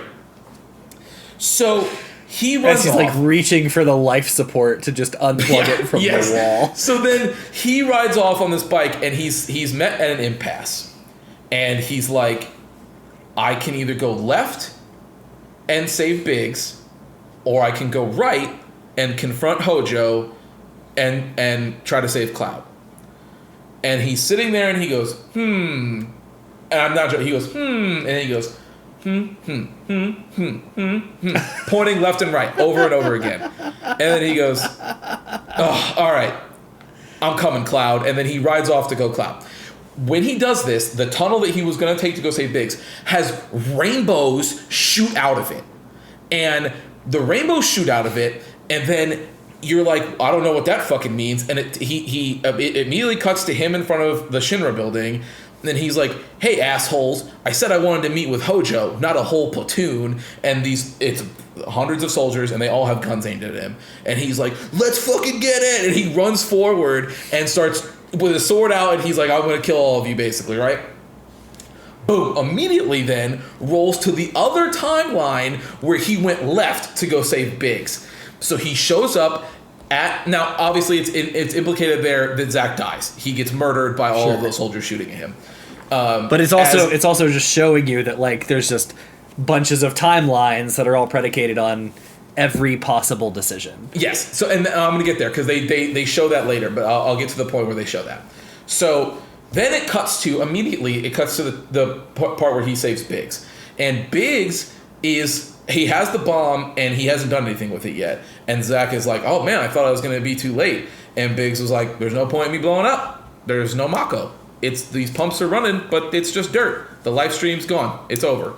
He's like, so if I had blown it up, I'm doing nothing. He goes, which makes me beg the question even more.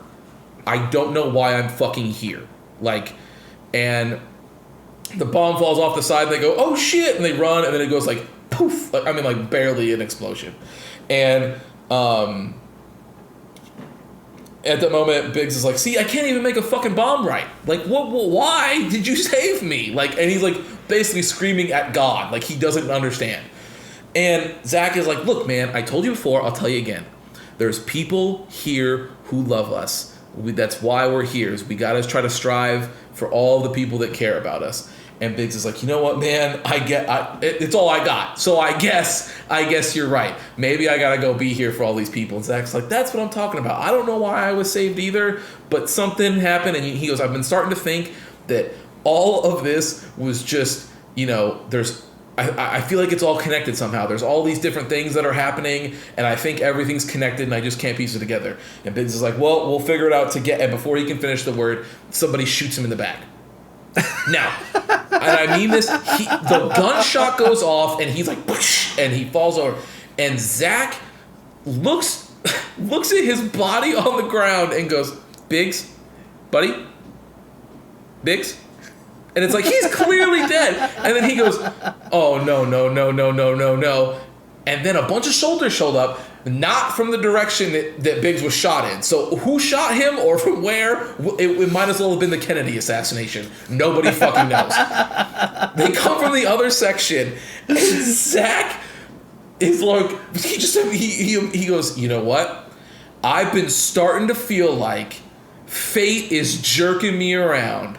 And so you know what I gotta say to that? See you later. I swear to God. That's such a change. That's such a change from his just a second ago of like, I don't know why we were brought back, but like clearly it was for a reason. So and he feels like he's like I feel like fate is jerking me around. There's like these things that just want me to die for dying, or whatever it is, right? So he's like, see you later, and he goes to run at the soldiers, and you're like, okay, I guess this is gonna end like the way all of his other stories end, which is just him being gunned down. Like that's what's gonna happen. He immediately cuts left and runs towards the side of the the edge of the reactor, and then jumps off it and is smiling, yay! And it's like, you're dead. You just killed yourself. And he knows it, but he's like, at least I didn't do it the way they wanted me to go. And it's like, I think you're missing the point that the end result was just you being dead, and so they probably don't care how it happens as long as it happens. And I'm sure... Could you imagine from the platoon perspective? They're just like just okay. Take a minute. They just go. Yeah, they just stop. They're just like, Did that just... Oh, dude. Did he really just... They got on the radio and they said, "Sir, Mr. President of Shinra, he's dead. He jumped off the side." And they were like, "Really? Yeah." He said, "See you later," waved at us and jumped off. I don't know. Like, everybody was just slap. And I'm sitting there at the screen. I swear to God, at this point, I audibly looked at it and I was like, you have got to be fucking kidding me. So then there's other, things. It shows like little brief flashes of, like Zack shows up at the church where Aerith is at. Sephiroth is there. Sephiroth cuts a hole into the ground. He fucking falls into it. I mean, Zack just keeps dying in a myriad of different ways. But in this last one where Sephiroth fucking cuts the hole open, he falls into it, and Zack is reaching forward, and he was like, "It was you all along, you motherfucker! Like, I should have known." And everyone's like, "It's like, okay." And he actually says, Sephiroth picks up his sword. It's so fucking funny. He picks up his sword and he looks like he's about to fight, and Zack immediately is like, which is this part's in his character, he's like, "You want a fucking piece of me? Like, I'll give you some right now. Like, I've been waiting for an excuse," is what Zack basically says. And Sephiroth goes, "Nope, not really interested in you." Bump, and cuts a hole open and he falls through it. Like a time portal, and he falls through it. And Zack is like, "What the fuck?" So he's like, "I fucking knew it was you." And he starts trying to swim through space-time and is like trying to grip at the top of this hole again. Although then there's in this game, in the first game how there was just black whispers, they just all looked like little Dementors from Harry Potter. Now, to signify that there's some that are fighting on the side of the planet, and there's some that are fighting on this. Exactly. They're white and black. Naturally. So the white ones start sort of push him up, like push Zack up, and he's like, it looks like they saved him for something, and so it immediately cuts away, and you're like, I don't know what the fuck that means. So then it cuts to, you start getting into the sort of like final-ish like area, right? And Sephiroth, Cloud fucking gets the black materia, some shenanigans happen, and he fucking hands it over to Sephiroth like a good little dog and fucking gives it to him. And Sephiroth like pats him on the head and is like, "Thank you, Cloud." And then he realizes that because at first Aerith goes to take it and she's like, "I can't let you have this." And Cloud's like, "Give it back to me. Like, I have to give it to my friend. You don't understand." And she hands it to him and she goes, "Okay, I'm going to give this to you. And I just want you to know that no matter what happens, I trust you." And Cloud says, "Thank you," and then takes it from her, walks it his happy ass all the way back to Sephiroth and gives it to him. And Sephiroth goes, "I appreciate it." And then as soon as he does that, Cloud sort of breaks out of his little spell and he goes, "Oh shit, Aerith is getting beat up by a bunch of the Whispers right now." So he runs over there. He's like, I'll come save you. And it's like, you put her in this situation in the first place, you fucking idiot. So he saves her from falling down, and Sephiroth walks over and is like, "Well, this has worked out just impossibly better than I could have imagined." He fucking slices off the little branch of the thing that they were sitting on. It falls down, and he's like, "See ya, dorks," and then he fucking moves on, right? This makes Cloud wake up. Cloud and Aerith both wake up in the Zack timeline. So they wake up in that timeline. So Zack is ostensibly, he's still either in the fucking space-time continuum thing that Sephiroth opened up, or he's dying in one of the myriad of ways that he was shown to be dead. But they wake up in this where the world is all busted up, right? There's a giant rift in the sky. Like, the world is dying. The live stream is gone. It's going to explode any day now, whatever. So Aerith, now that she has the holy materia again, because that version of her still had it, she got all of her memories back. So she is like, "I've got my future sight again. I know exactly what's coming. I've pieced it all together." Like, I'm not, she's like Doctor Strange. I see the code, right? And so she's like, she does the whole thing where, the same thing when Zack got himself knocked out, same thing with Cloud, where she stands over them, she's like, "Hello," like that whole thing. So it opens to that, and Cloud's like, what? And he's like looking around like, what the fuck is happening? Like, what's going on here? She's like, "Come on, let's go. Like, we gotta do some shopping. We got some errands we got things to do." And you go around and there's 3 vendors that you have to go talk to like, Aerith wants like little gifts. And every single time you get to one, you go to pick something for her, and the vendor goes, ooh, sorry, I actually don't feel like giving that to you. And they just give you some random fucking thing. And you're like, this is okay. And Cloud, he keeps asking her the entire time this is all happening. He's like, what is happening here? Like, you're being weird. I don't understand where we're at or what's going on. Tell me what's happening. And she's like, okay. When we get to the spot, I'll tell you. And Cloud's like, where do you want to go? And she's like, only my favorite place in the whole world. And like puts her arms, like crosses them. And he's like, and that is, and she's like, do you seriously not remember? And he's like, do you mean the church? And she's like, yeah, of course I mean the church. And so then like they go into her little church, they hang out, and as they're walking there, Aerith can hear Sephiroth's voice, and he goes, so this is where you've been hiding. Like, I know. I finally fucking found you. I've been going through all these different realities looking for your goofy ass, and I finally found you. And so this by the way, this means that Sephiroth, while he's been hanging out in the middle of the planet live stream, he's been figuring out all these goddamn different realities and trying to figure out a way to kill everybody in all of them. So he is like, I finally fucking found you, you know, blah, blah, blah. So he shows up, he shows up at the church, and a little, like, Aerith opens a portal on the ground and looks at Cloud and says, look, you have to, like, I can handle Sephiroth, but you, and I've had a lot of fun hanging out with you today, but you have to go. And you have to figure out your shit so that you can, like, we can move on. And she says, and Cloud is like, I don't even know what you're saying. Like, I don't, and so he's like, it's too late, he's falling, and Sephiroth is walking behind Aerith like, I'm about to kill you. Like, I'm gonna supervillain your ass. And Cloud is like reaching forward, he's like, no. But Sephiroth pulls the old 1-2 and is like, actually, I need to go talk to Cloud really quick. So he jumps through the portal. Now, the portal she sent you through ends up being, and this is where I was talking about the Doctor Strange movie, like the multiverse of madness shit. I haven't seen that movie, but I've seen the trailer. All the different timelines just start boom, boom, boom, boom, boom, boom. They start showing up everywhere. Every single time that somebody blinked instead of yawned, new timeline. Bam, bam, bam, bam, bam. They're everywhere. And Sephiroth was like, this is what I was talking about it being a homecoming. He's like, I'm going to make all of this converge. I'm going to make it better. Like, this is what you see right here is fucking crazy. Like, I'm going to smash this down to one timeline, and I'm going to get us right again. That's what I'm going to do.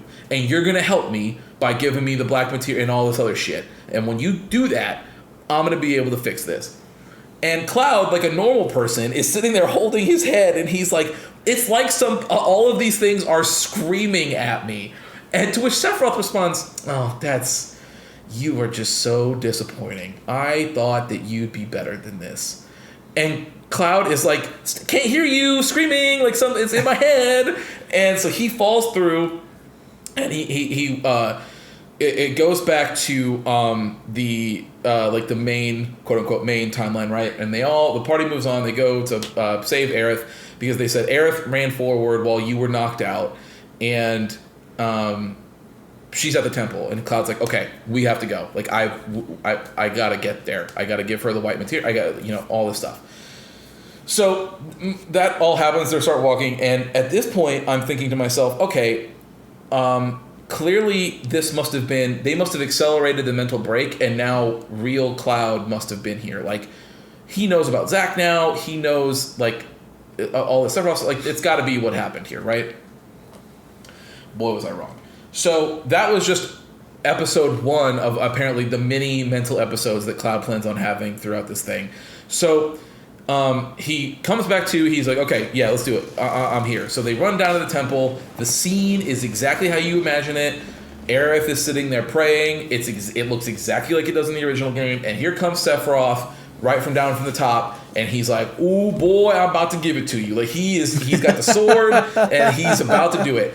And it's at this moment where I said, are you shitting me? You guys are going to do nothing? Like, it's just going to be that scene again. And your whole thing was going to be, well, we tricked you. You thought you were going to get something different, but you did. We subverted your expectations by subverting the expectations, or by not subverting your expectations. Right. So he Cloud is sitting there, and he had this moment where he's like trying to fight, because like the Black Whisper Sephiroth things are like, you do it for me, like you cut her head off, and Cloud's like, no, don't make me do it, like he's like struggling. And it's having you like mash the triggers while you do it, and like Cloud's like trying to fight, but the sword is like up, and he's like, oh, I'm gonna do it. So he's like trying not to do it. So in this moment, he breaks free of Sephiroth's control as Sephiroth is coming down, because Sephiroth is clearly just tired of waiting. He's like, all right, you're taking too long. I'm just gonna skewer and be done. So Cloud at the last second swings forward and cuts the blade off, and is like, you know, leave her alone, and like cuts her in half, and cuts the sword in half, and then saves her. So it's at this moment where you were like, oh shit, okay, I guess the idea is that Aerith will live, I suppose. I don't know how this is gonna go, but sure, okay.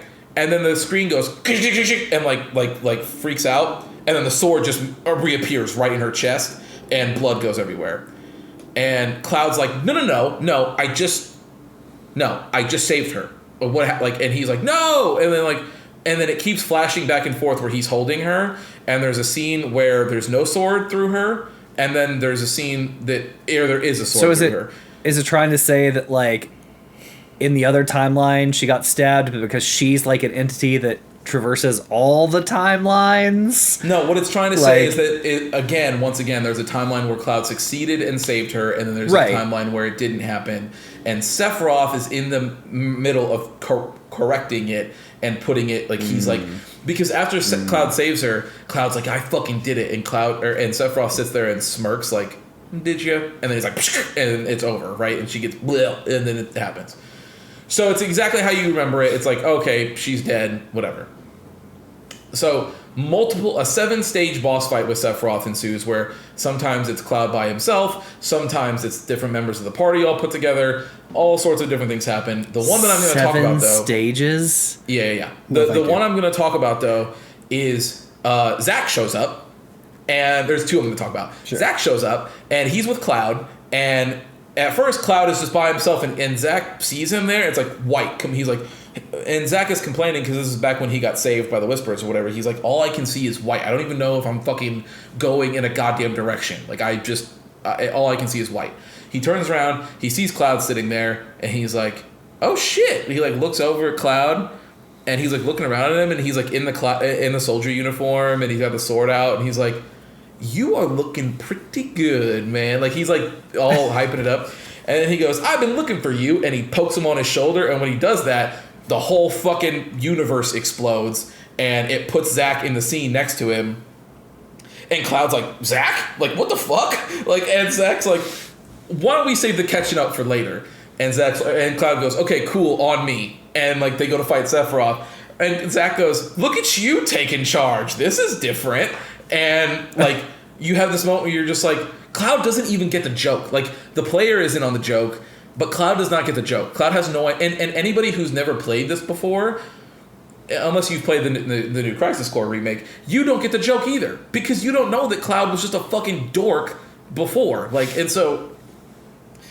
He's... They fight Sephiroth together, and at the end of it, they beat the shit out of him, and... Zack is like, and we'll give it to you some more. Like, you want to keep going, douchebag? And Sephiroth is like, yeah, I'm about done with this. And so he cuts another hole in the space-time continuum and fucking shoves Zack in it. Is like, this is what I wanted. And he points at Cloud. And Zack goes, save her. And points at Cloud, like, you better fucking save her. And Cloud's like, I'll do it. Knowing full well that he just watched her get skewered 5 minutes ago. Yeah, she's donezo. But there's also, he has this random vision that he saved her, so he doesn't know, I guess. So this cuts to, other parts of the different parts of the stage fight. Zack shows up at the church, but with the front knocked off of it, and Meteor coming straight at him. And he's like, And he goes, and I kid you not, he goes, so I guess this is just another way that I go, huh? Like, it's just like looking directly at the writing team, like, I guess y'all want me, you want old Zach dead so bad, you gotta come for me like this. So then, Awoken Sephiroth, like the weird, creepy, fleshy version, shows up, and Zach's like, all right, dude, well, if you want to come get it before we fucking explode, then who am I to deny you? So he beats the shit out of him and cuts off part of his head. And when he does that, that part falls off in the real timeline where Barrett, Yuffie, and Red are fighting him. And Barrett makes a comment where he goes, you guys get the feeling that people are helping us right now? And Red is like, I don't know, but if they are, we probably can't waste it. So then they keep all the different fights happen. And obviously, you beat Sephiroth, it goes through. And Cloud, he goes over and he's holding Aerith back where he goes, Aerith. And everybody's crying. And he says, Aerith, wake up. And then she opens her eyes and she like touches his face. And he's like, oh, see, I knew you were alive. And I was like, okay, so did they beat Sephiroth and so the timelines corrected themselves? Like, is that what we're talking about here? And nope. That's just Cloud hallucinating. He just assumed that that's what happened. So he's sitting there, and they're all like waiting by the edge. Red's crying, Kate Sith is crying, Tifa's crying, Yuffie's crying, Barrett is crying, like everybody's crying. And Cloud does not fucking get it. He is under the assumption, like he knows that he's the only one who can see Aerith, but he's not 100% sure as to why everybody else can't, and he doesn't really feel. He certainly doesn't feel like bringing it up. And he's definitely not going to let people know so that he doesn't want people to think he's fucking crazy. And so he just sort of ignores the fact that everybody's sad and is like, all right, guys, let's go. Sephiroth is hiding up at the northern like tip of the world. Like we gotta keep moving. And everybody looks at him like, what is wrong with you? Like, we're all mourning the death of a friend right now, and he's like, yeah, come on, let's go. Whatever, fuck it, who cares? And Aerith is like, I'll see you guys off. And nobody obviously hears that except Cloud, and so he kind of smirks, and everyone's like, what the fuck, dude? Whatever. So then they're out, and Sid and everybody is like fixing the tiny Bronco, and they're getting it together. And Aerith is sitting there. She's standing there in front of everybody. Now, remember, this is Cloud's point of view, so he's looking down at everybody repair the ship. So Aerith is sitting there, and she's like running in between people and seeing if they need help, but obviously they can't hear her, and it doesn't matter. So Cloud is sitting, and when it cuts to other people's point of view, she's gone. She's not there because obviously she's a ghost. And so you're like, oh, okay, no, he's just crazy pants, and they put the right, like, that's what happened. She died, and that's what it is. So at this point, Sid looks at everybody and goes, so what did Aerith do exactly? And everybody is like really offended that he asked the question, but nobody has a solid answer as to what happened. Like, they know she was there praying, but from what they can tell, she got skewered and that was it. And so they don't know. And so everyone just goes, not only does nobody answer him, they just ignore him. They just like wait for a second. They have like a moment of silence. They ignore him and then they move on. They're like, well, we don't know, but it's, we have to get going.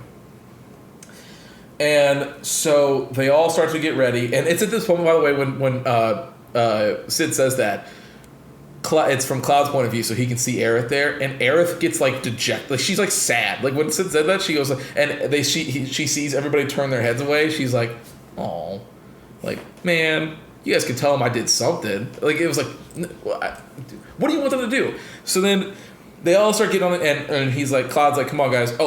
So he pulls out, he has Aerith's old new version of the holy materia that's completely empty now, because obviously, like, that was gone. And so, because it falls off the edge, like, when she gets stabbed, like, how it is in the game. And so it's just this clear orb of materia. It's like basically a glass ball. That's it. And so he's like looking at it, and he's like looking around. He puts it back in his pocket, and then he pulls out the black materia, or like the key that unlocks the real black materia, but it's a black materia orb. And he looks at it and he goes, "What is this?" And then stares at it for a second, like it's like the fucking seeing orb from Lord of the Rings, and goes, "The reunion." And then has it in his hand, and then everyone's like, "Cloud, hurry up, we're fucking leaving." He's like, "1 second," and he puts it into his sword, like just touches it to his sword, and the sword, it absorbs it like it's fucking something from the Matrix, where it goes like it makes a bunch of computer noises, and then the sword ripples out like water and takes the orb in, and he's like, "I got cool." And he puts the sword on, and then he goes and he's like, talking about how they need to go get Sephiroth, and they're like, "He's up north. Like, I know he's hiding up north." And Barrett was like, "What the fuck do you, like, how do you even know that?" And he's like, "Just call it a soldier's intuition." And Barrett goes, "Okay, well, we came here on a soldier's intuition, and Aerith got stabbed through her fucking chest. So you better hope that you're right about this. Because if, like, this is a lot of weight to put on your fucking mentally unwell shoulders." And Cloud's like, "I got it, man. Like, I can fucking handle it." And Barrett's like, "You fucking better." And he walks right by him. And Tifa is like, it's like, she like looks at him for a second. It's like, "It's gonna be okay." She gets on plane, whatever. He then goes like, "Are you gonna be okay getting back?" And Aerith's like, "Yeah, I think I'll be fine." And he goes, "Are you sure? Like, what happens if you run into something on your way back?" And Aerith's like, "I'll put up some signal smoke." And Cloud's like, "All right, I'll be looking for it." And he goes, "By the way, Aerith, you can trust me. Like, I'm going to defeat Sephiroth." And she goes, "You promise?" And he's like, "I promise." And she's like, "Okay." And then it ends, and it's like something like, "The future, no promises can be held," or something along those lines, right? And then it ends like that's its tagline, and it fucking ends. And then it cuts to everybody's lovable hero. It cuts to Zack, and he's in the church, and he wakes up, and he's in a pew, and he goes, and immediately starts like frantically looking around, and he goes, "I mean, there's no way that was a dream, right?" And he's like, no,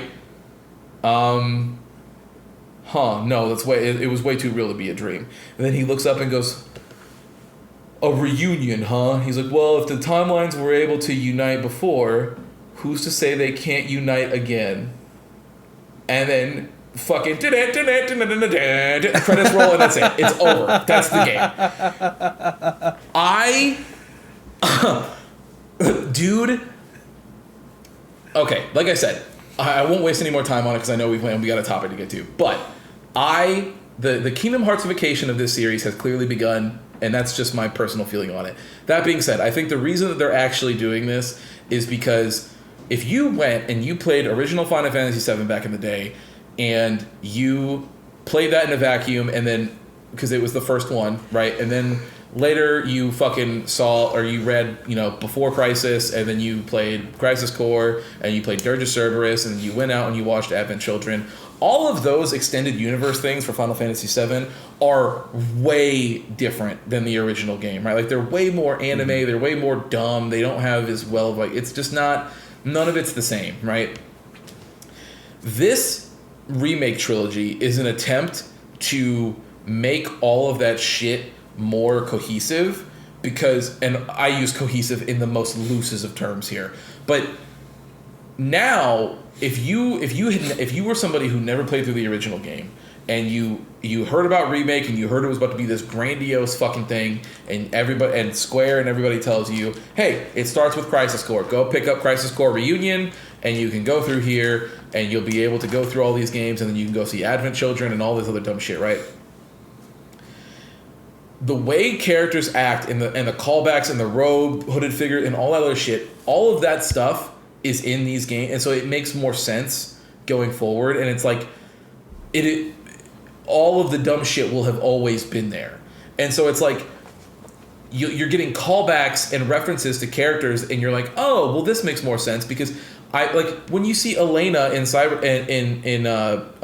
Advent Children, you're like, "Okay, I guess you're just a new Turk, but what the fuck does that?" And then it's like, "Oh, well, if you had read Before Crisis, you would know, or if you had seen it and all this stuff." But now, because she's in the remake trilogy, you're like, "Oh, it's Elena, the Turk, like I remember," and it's not just Reno and whatever. So they're clearly their goal. I think it is some of the most unbelievably stupid, it clearly was not for me from the beginning. It did not work for me whatsoever. If I wanted to play Kingdom Hearts, I would have just played Kingdom Hearts. But also, I think it's fucking egregious that you put Zach on the cover of this fucking game to be like, guys, look, anything can happen. We brought him back, so what the rails are off. We were able to do whatever. And they're like, but anyway, we're going to do mostly the same thing. We're just going to get there in a way dumber way. And Zach will be in this game in mostly unplayable ways for a grand total of 30 minutes. And you're like, what was the point? You could have just given me a shot-for-shot remake. What? Why? Why waste my fucking why time? though? That's it. That's what I did for my week. It was miserable. I was upset the whole time. So there you go. Time well spent. And so now, Alex, you're going to sit here and ask me if I think it's the golden age of gaming. And my answer is no. No, it is not. It's never been worse. It's the worst timeline. Everything's bad. And I think that we'd be better off going back to the fucking Stone Age. And that, everybody, is our topic. So see you later next week. And so with that, the question was, or is going to be for our topic tonight, that's a great lead-in, is the golden age of gaming dead or dying, right? And Christian, to your point, I think it's interesting. I don't know that... I haven't actually... I'm not... Yeah, so when we talk about the golden age of gaming... I think there's been different golden ages, and I think a lot of them have kind of been determined by some of the hits of consoles that have existed in the time, right? Super Nintendo kind of had its place going into the Nintendo 64, and we just had banger after banger of games. The PlayStation 2 had the most incredible lineup of games that we've seen probably since till last year, right? And there's been a couple years here and there, but when you look at some of these years collectively, we've had really high peaks, and we really haven't had really deep valleys, right? However, things are starting to change in the industry. So for a long time, I was reading this great article talking about, for a long time, people thought that the gaming industry was essentially failure-proof, right? A pandemic hit and gaming grew. A housing recession hit and gaming grew. Right? We had just a It was just economic recession. Yeah, we had an economic recession, and it just kind of leveled off. Right? It didn't dip and so on. So when you kind of take those things collectively of really high highs and the fact that gaming seems to kind of be bulletproof from these dips, you're just gonna look at that and say we've been in a golden age, because now it seems like things are changing. It seems like companies are still actually growing profit, but it's not stopping them from laying off 6,000 people collectively in the last 3 weeks. Or total 16,000 since last year. It was 1,600 from EA the other day. You had Sony, you had good old Lion Jim Ryan visiting Sony, and I think it was Sony France, London, right? Sony London, the people who did the VR games. He visited them on a 3 Friday days before. A Friday, and then on Monday shut it down. Fucking it's crazy, and because of that, what the article was talking about, and the question I wanted to pose to you is, because of partly the corporate greed, but other people are talking about just redundancies, right? The scale of games can be made by smaller teams, and people are shifting their focus away from just great narratives to battle passes and other things that print money but don't require the constant work or don't require the long-term build that, you don't need that many people in the industry. So, which that means if we're going towards games that focus less on the experience and more towards the profit, are we ever going to see a true golden age of gaming, or are we actually going to start to see a dip as gamers get a little bored or irritated with this monetary system and just really crave like good games again. So yeah, that was an interesting article, an interesting topic, but that's what we're going to talk about today, and I'm interested to hear your thoughts on how you feel. Like, first of all, I'll just start here. Like, do you think we're in a golden age of gaming anyway? Like, do you think we're already past it? Is this better than it ever has been? So let's start there. Preston, do you want to go? I just talked forever. So. No, you're fine. It's as far as like if we're in that now, I think we're in a little bit of like a false golden age. I think COVID kind of caused us to go into that. You hit the COVID thing, gaming is selling like mad cakes, like hotcakes. You got, you know, the new two to three new consoles are out. People are buying those like crazy because we're all stuck at home. So people are buying video games like crazy. A lot of money was getting pumped into the video game industry at that point. It's like, fuck, people are buying.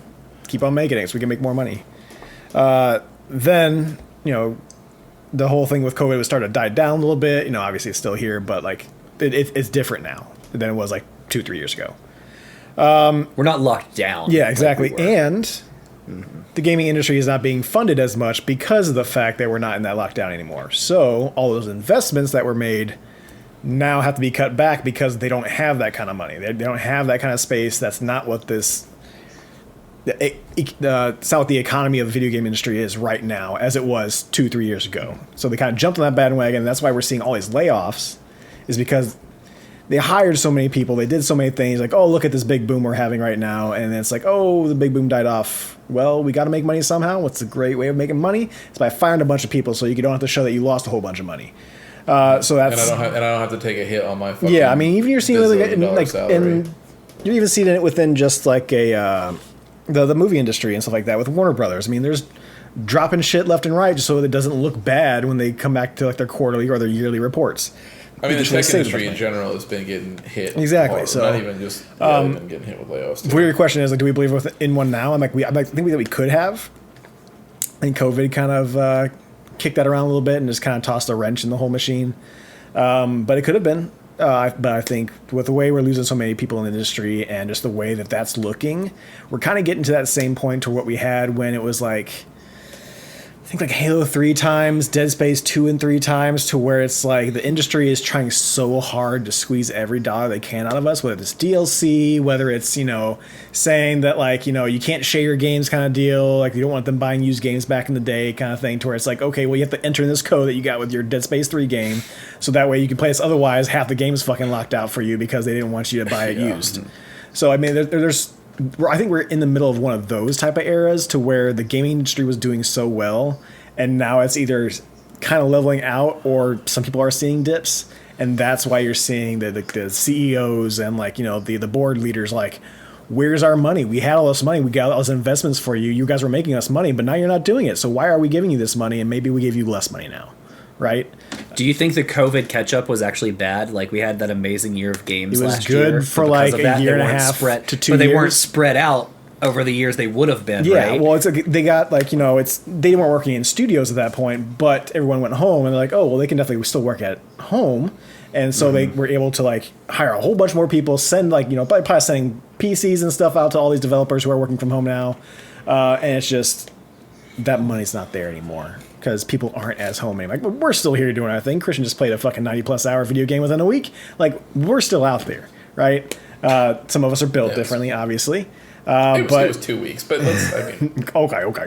I'm just saying, I had an extra week. It was not 2. No, fair enough. But yeah. But yeah, still, even so... I think just because I don't do anything on my weekends doesn't mean I need to be judged. Hey, man, I'm right there with you. Don't feel bad about it. The only time I do stuff on the weekends is when you make me... Not make me. It's when you ask me to go out and do that's stuff. when I do. That's when I do stuff on the weekends. It's when we go hang out. But yeah, no, I feel like that it could have been... when I was looking... You were kind of bringing up this topic. I was looking at like what were the golden ages of video gaming. So kind of dived a little bit into that. It seemed like the technology hits a leap. And that's when we're kind of getting those golden ages to where you're getting new IPs, new things like that, different types of games coming through here. So you had like the first era, which is like late 70s, early 80s, of like Space Invaders, Pac-Man, shit like that. Where it's like, oh, video games are a huge thing. Arcades kind of start rolling through even more. It becomes a more prominent thing, and then you have like the 64 era. To where we're getting the 3D kind of aspect of everything, that like early aughts era as well, like the kind of GameCube, PS3, Xbox 360 area was a kind of a big giant golden age as well. And then we got PS4 and we got PS5, kind of that era going through, and I just feel that we kind of hit it a little bit with this era, this console generation. But I just COVID fucked things up, so I think we're kind of either it has a hiccup and it's going to go back up, or it's going to have a hiccup, stay stagnant. And then we'll wait for a technological leap, I think. What has been your favorite era of games, if you had to pick one that stood out among the others? If I had to pick one, probably more of like the SNES era. Because I like video games, but I think the SNES is what made it to where like it looked substantially better. You weren't playing as a couple squares. When you're playing a Star Wars game, you're not playing something that has like 4 squares put together to look like a fucking snow speeder. Yeah.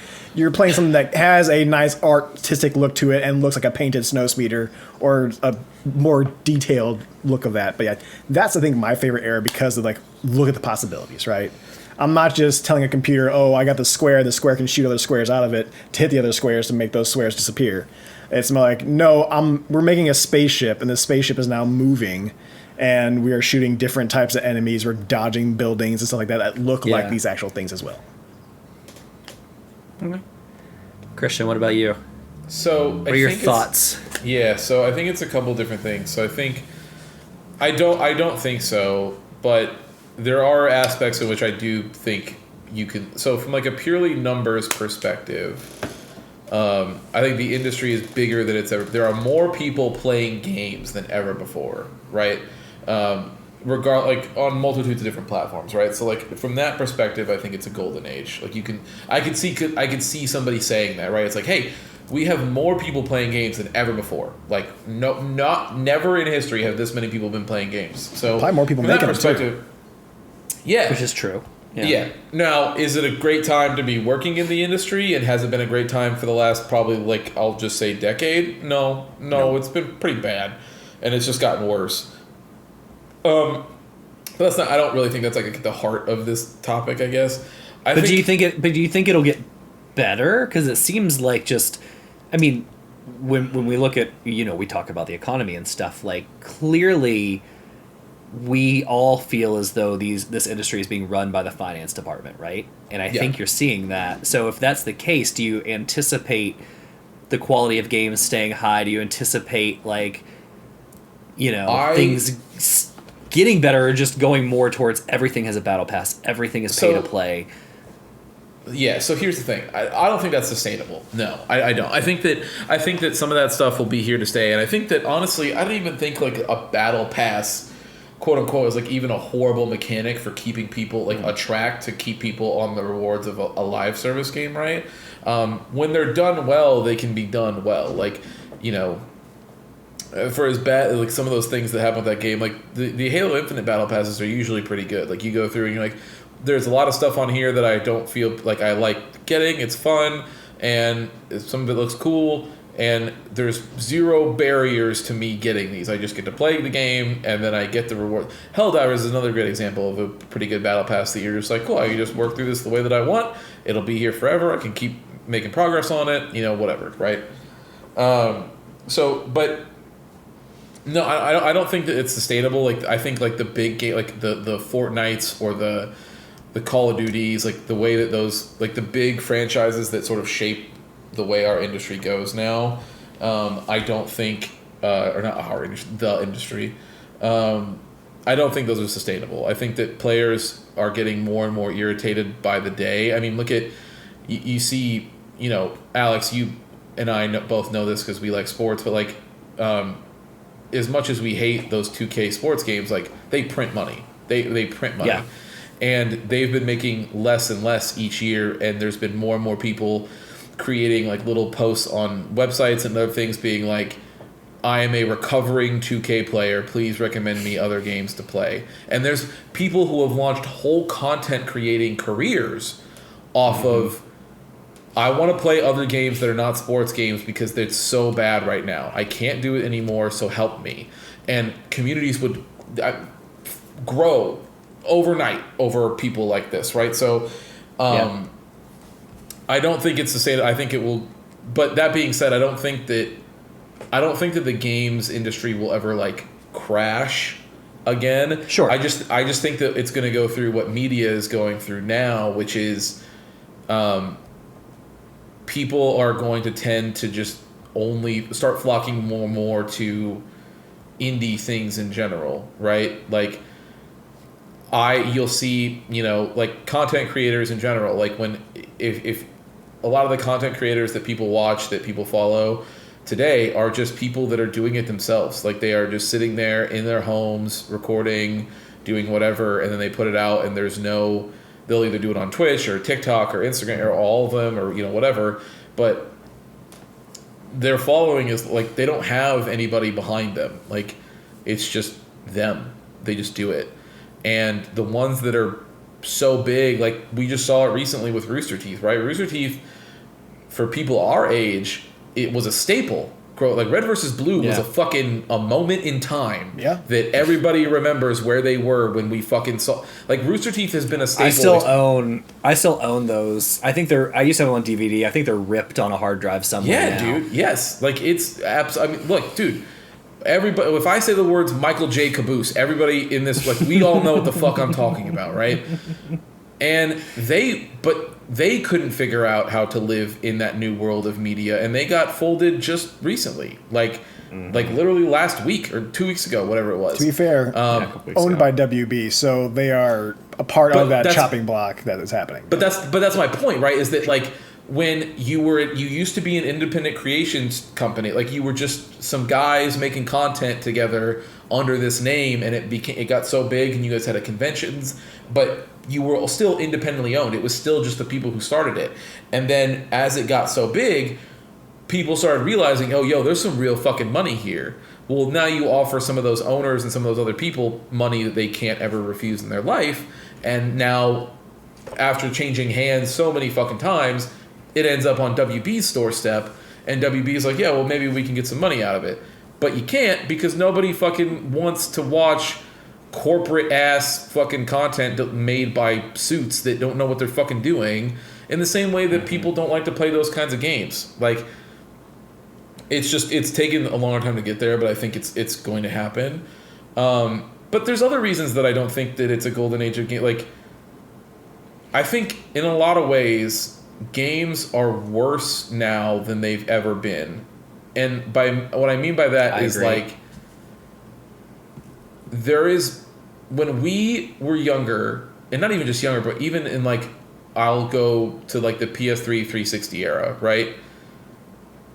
It was unheard of to ship a game and not have it be on the discs or disc that it was printed on. Like, whatever version of that game, like, but 1.0 was on that disc, and it was and if my internet went out, it didn't fucking matter. That was the game. And I have all these discs that are sitting on this fucking shelf next to me. If I put those in tomorrow, they play.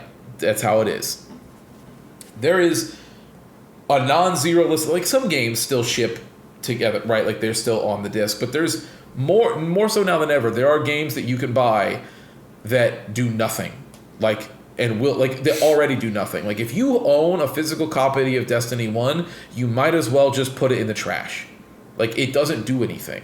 Like what was the article we were talking about the other day? Was it EA or was it Ubisoft that just wants to start getting to a point where they don't even ship games? You make the game. They just I think that was EA. I'm pretty sure that was EA. Yeah, because we sent that article. I think we were talking about it. Yeah, because whoever that writer was, I don't remember your name, but God bless you for your amazing title of him making fun of this scene, the bong rip hits, and he starts like, you'll make the games, but, like, and that's not to say, like, I don't want it to come off as me being or an old head or whatever. Like, we obviously still get good games. Like, look at, there was tons of games that came out that were fucking... Baldur's Gate 3 is going to be one of those games that probably stands the test of time, right? People are going to revisit that for ages. There's so many fucking games that came out, in my personal opinion, I think Final Fantasy 16 is going to be one of those games that people can come back to that's going to be like, bam, that game was fucking awesome, right? And I think history will prove me right, especially compared to the game that came alongside it, but whatever. But there's tons of games, right? Like we all played through Yakuza, we had a whole list, but that doesn't change the fact that I think that like most games, it is unbelievable to me that there are games that either launched on some of these online stores only, or had a physical version that was essentially just a download code on a disc that didn't do anything. And if the infrastructure goes away and you just can't play those games anymore, you're done. Like that's a wrap. Like right now, for instance, we have like PS3s and 360s, and those are pretty close to getting the servers turned off for them. But if we have the physical versions of those games, it does not matter, right? Like you just put them in, and they can play, and it'll move on, right? And sometimes they'll still install things from the disc, like the PS3 did that, right? Like where it would try to help with load times, where it would install it. But all the data that it needs is on the disc. It's not reaching out for anything. It doesn't fucking matter. And sometimes, if it did need a software update to run, they would pack that software update on the disc so that you would still be able to load it like that, which is, certainly not anything that's happening now. But we have all these problems, and like monetization is worse than it's ever been. It's like I think that we've never had like such a split where there have been games that have came out that are really good, but there has never been a worse time to play those games. Like it's rare. That's why I think that like when you see a game like a Baldur's Gate 3 or a Yakuza or like any of the other ones, like I'm playing something now, but like that don't have any of these predatory practices. Matter of fact, I'll just take a more recent one, Helldivers 2. Half the reason that Helldivers 2 is blowing up the way that it is because people are able to play this game guilt-free. And it's mostly because Sony thought this game was going to fail. Absolutely. That's why they had no fucking servers ready for it. They had absolutely no monetization plan whatsoever. They shipped this game for $40. Yeah, they only charged $40 for it. Which would have never happened. I guarantee you, if they knew this game was going to make the money that it made, they would have never let this game walk out the door for less than $70. Oh, yeah. Absolutely not. Mm-hmm.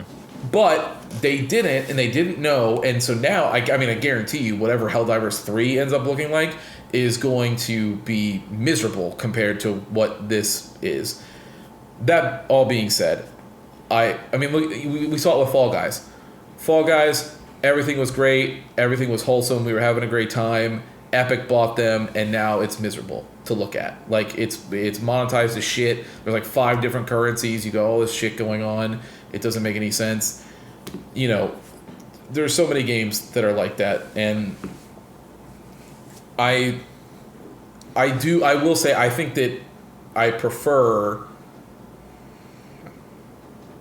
how it was back in the day, even with all those problems like that would have came from, and but I think that we genuinely got better consistently across. We got better games with less of the shittier practices tied into them. So I agree with you. Like, I don't think we've been in a golden age of gaming for a while. Yeah. And I think we've been out of it for a couple, like, for the reasons you just mentioned, but I was also thinking of a couple others. Like, I feel as though there's a sense of the sense of community that used to come with physical releases is gone. Yeah. Right? Like, you don't have the stores, you don't have the midnight releases, you don't have the people that are as excited to, like, get the game in their hands or go home and play it with their friends. Now, not to say, like, there is a sense of community in these games, but it's definitely different. You have people that are rushing home to watch their favorite streamer play it. And, like, if that's what you prefer, I guess, like, that's fine. But there are so few games that are just couch co-op in a way you can sit there and enjoy it with your friends or enjoy it with the people around you, and so the sense of community is a little different. But the other big thing is I feel like our innovation is, like, on a downward trajectory. And Nintendo's a bit on their own because they typically innovate a little bit longer than other companies. But, like, think even with the Xbox S or One, whichever one, their numbers and naming system are messed up. But with, like, the camera, right? When Xbox had, like, a camera that sat on top. Xbox One, yeah. Yeah, just the Xbox One. What was it, Preston? The Kinect. The Kinect. the Kinect, right? Like you had the Kinect, you had the Wii. Before those things, like with the 64, you had the Rumble packs, and I get it. Like now that technology is built in, but like you had these consoles, the Dreamcast with the memory cards that actually like the were screens, independent in a lot of ways of their own. But like there seemed to be back in the day so much more innovation in the industry that even if it failed, people were willing to try. Like the Kinect wouldn't happen today because people would be like it's so limited on who would want to buy that, right? But like back then they were like, hey, put it out and we'll see what happens. So like sometimes it does cool stuff, other times it's recording you inside of your room and you don't know it's uploading to a server. That's a whole different problem. But still, like it's don't worry about that. Please don't look at that. Please don't. Yeah, I keep moving on. But like there was a lot of cool innovation for the times when you had like the different port connectors for the PlayStation 2 to allow more people to play on the game at the same time and stuff. Like I just feel like our innovation has been going down, which shouldn't be happening because technology is only going up, right? And like you're telling me the best thing that Sony can come up with is this PlayStation Portal that like only plays your games on the network and essentially a large controller with a screen. Like that's not innovation. The best thing they did with their past like, generation was load times.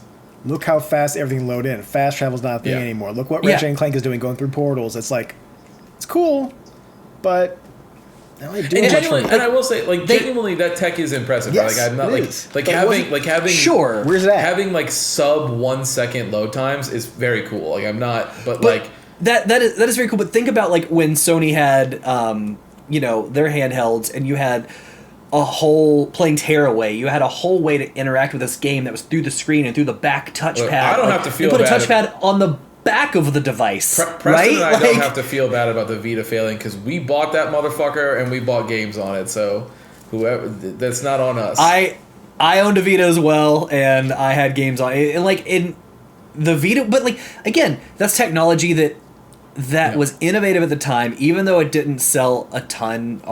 And that's what happens when you make your own memory cards and charge $400 for them, whatever. Yeah. But like, yeah, you're not. It seems like companies aren't willing to try. So like, I agree with your assessment, Christian, that like games are worse than they've ever been. Not to say there aren't great games, but like the predatory practices. But along with all the money you're making and the money you're saving by letting other people go, like we're not seeing the fruits of that labor, right? It's not coming out in this amazing technology. No. The best you can give me is a new controller with haptic feedback. Cool. Like a watch has haptic feedback. Phones have had haptic feedback for years. Like it's nothing. The best they give fancy you and, like, is a prettier looking version of the game that you already played 10 years ago. How many times you gotta play Last of Us? How many times you gotta play Dark Souls? How many times you gotta play that fucking Zelda game? Great, it's prettier now. Awesome. And not to only rag on Sony, but like for Xbox's point of view, like you look at something and you're like, can I play anything?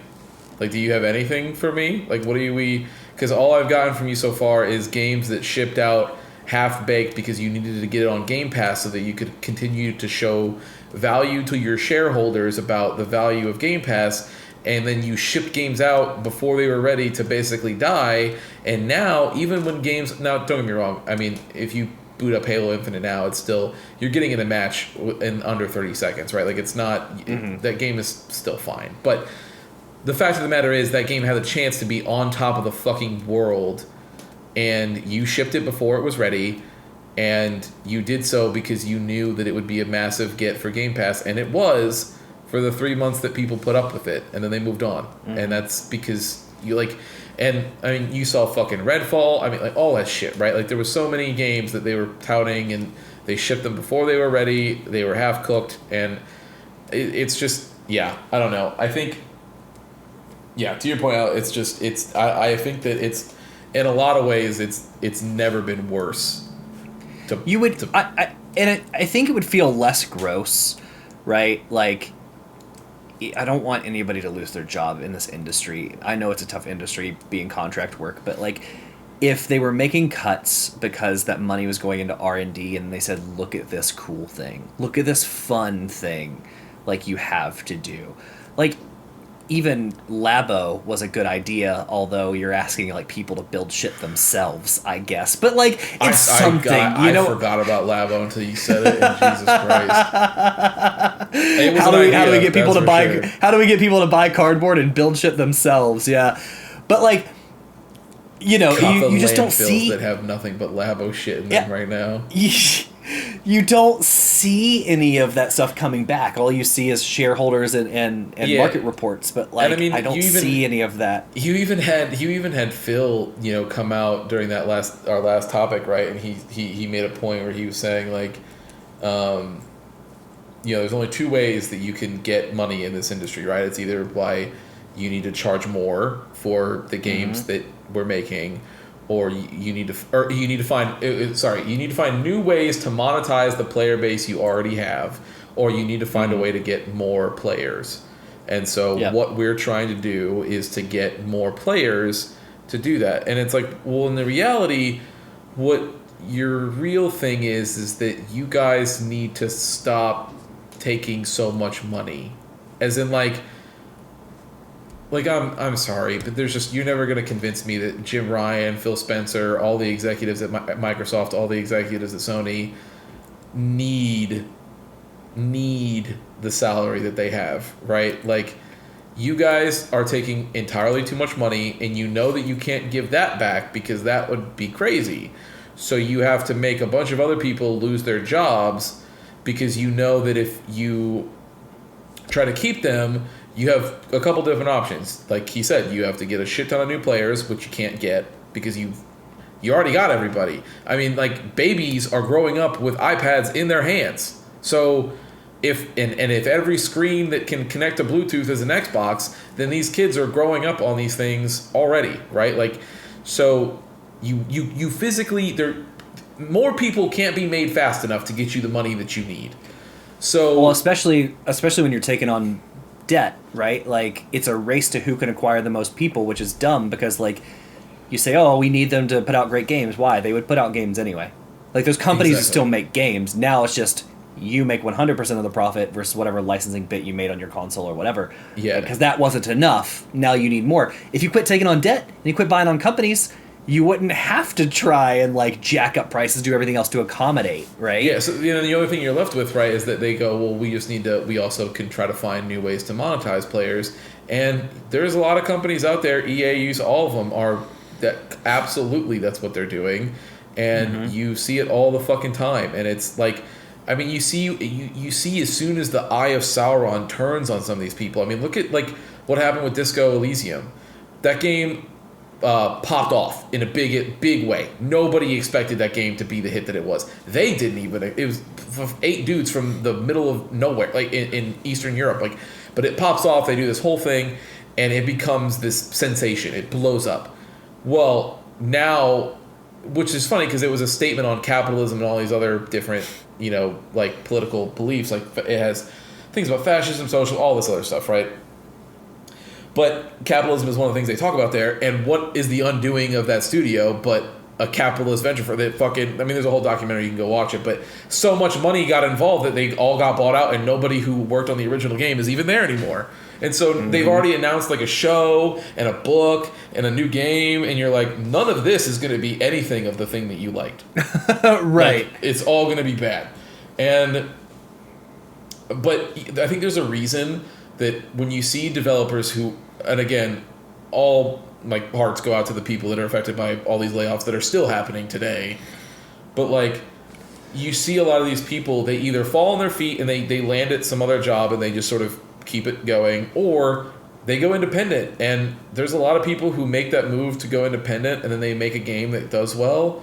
And that obviously is really hard, right? Like, that's not it's like getting drafted in the NBA, I think. Like, it's not going to happen for a lot of fucking people.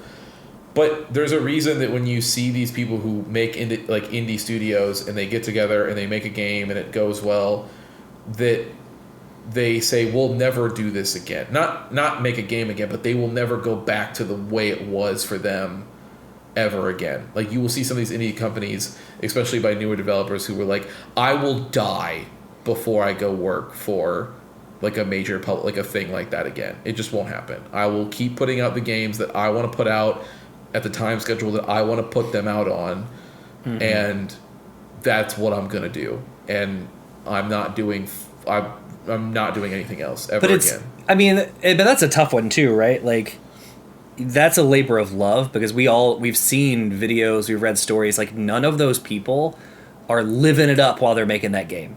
They're taking out a second mortgage, they're living with family, and then their game gets big. So like, you have the people that are willing to do it with a labor of love, but then there's other people that kind of like, they might lose their spot at another company, they go indie, they make a great game, then they're willing to sell that company back to a bigger publisher, because then you can get a position at one of those companies where you won't get fired the next time, right? Yep. Like, you'll get a higher position to where you're safe from the layoffs the next time, and it's a weird vicious cycle that way too.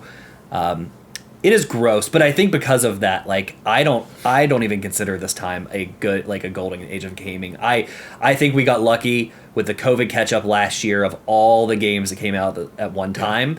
Almost created a year that we haven't had, like I said, since like the PlayStation 2 era of like games and libraries. And we'll never see that kind of. But I don't think that makes it a golden age. It was artificially made. Yeah, I don't think that makes. Yeah. Yeah. And again, So, yeah. it was a year of really good games that were surrounded by a bunch of other bullshit. Like, those the games were good, but we were seeing stories of just how miserable the industry was the entire time. And we were feeling it, right? Like, we saw a lot of those weird buyouts happen. We saw a lot of the games that we did like get turned into live service garbage. Like, they didn't come out that year, but it was happening during that year, right? Like, we were just fortunate enough that there was a lot of new games that were coming out at the time that we were like, well, whatever. I don't care about losing whatever game to the live service, games as a service, fucking death machine, because I've got Baldur's Gate 3 right here, so who cares, right? Like, yeah. So anyway, that was it. Little topic, little side quest coming at you. There's a reason we were able to do a little side quest, because we don't need to do as many side quests moving forward. We don't need to come up with as many topics moving forward. Why? Because we're back, baby! With this extra thumb means we can get back to the gaming book club. We're so back, boys. And Christian, I think it's your turn, since Preston blew his. I am blew it. I was trying to get something for you to play while your thumb was fucked. I appreciate it. He tried to be sneaky, though. If you remember a couple weeks ago, he was like, it's time to play Ghostbusters. I was like, the fuck it is. No. No. 2 games later, just wait. Seats taken. So we are finishing off the fucking trilogy of games that we started. So Metro Exodus, baby. We are back. Yeah. What a game to welcome Alex's newly buff thumb on. So here is the thing. This game, to my knowledge, is just a hair longer than the other ones. But I think the reason is that the levels are there's less levels than the other ones, but I think these levels are just inherently just a little bit longer. So until we get a feel for it, but we're gonna do it. So I'm gonna start with a smaller chunk, and then if it ends up being too short, we'll adjust and we'll do what we do. I'm so happy the Gaming Book Club is back, man. I'm excited. BGBC, baby. We're back, baby. So we are going to stop on the mission called the Volga, Volga. So that will include us playing the introduction, Moscow, and the winter. Those are the 3 levels that we will play. Like I said, so we will stop at the very start of the Volga. So whatever that ends up looking like, whatever that ends up being, we will find out, and how short that ends up being. I know it's been a while. Did you confirm that the title on the screen will match the mission name? I did not, and there's no way for me to confirm that without spoiling. So we will look, as always, I will probably sometime this weekend I will probably blast through this. And so Metro. I've never played a game like it. Like Metro has all these levels, it's unbelievable. And they never they get away with it multiple. And at first, that first game was really old, not really old, but it came out in a time where there was a lot of less rules around what game design. Sure. Like as far as certification was concerned, you could get away with a lot of stuff and not. I mean, you could ship your games with negative accessibility options, and they were like, "Fuck it, put it in the disc," so it didn't matter. And so I was like, maybe that's why they got away with it. And then we played Last Light, which is a game that came out on modern-ish hardware, and boy, did they still do it. So who knows? This is the most recent of them. Let me get this date here really quick.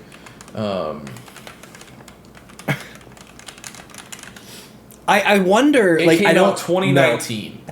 So so it's like recent. So yeah. if they didn't figure it out then, there's no hope. But I'm hoping that 2019 we were able to get missions and chapters that match. But we'll see. So Okay. All right.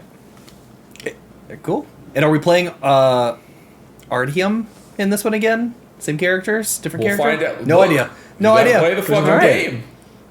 All right. Well, I never that's what played we're going to Last Light have. I never played, and this one I never played. So we're here. We're finishing off the trilogy.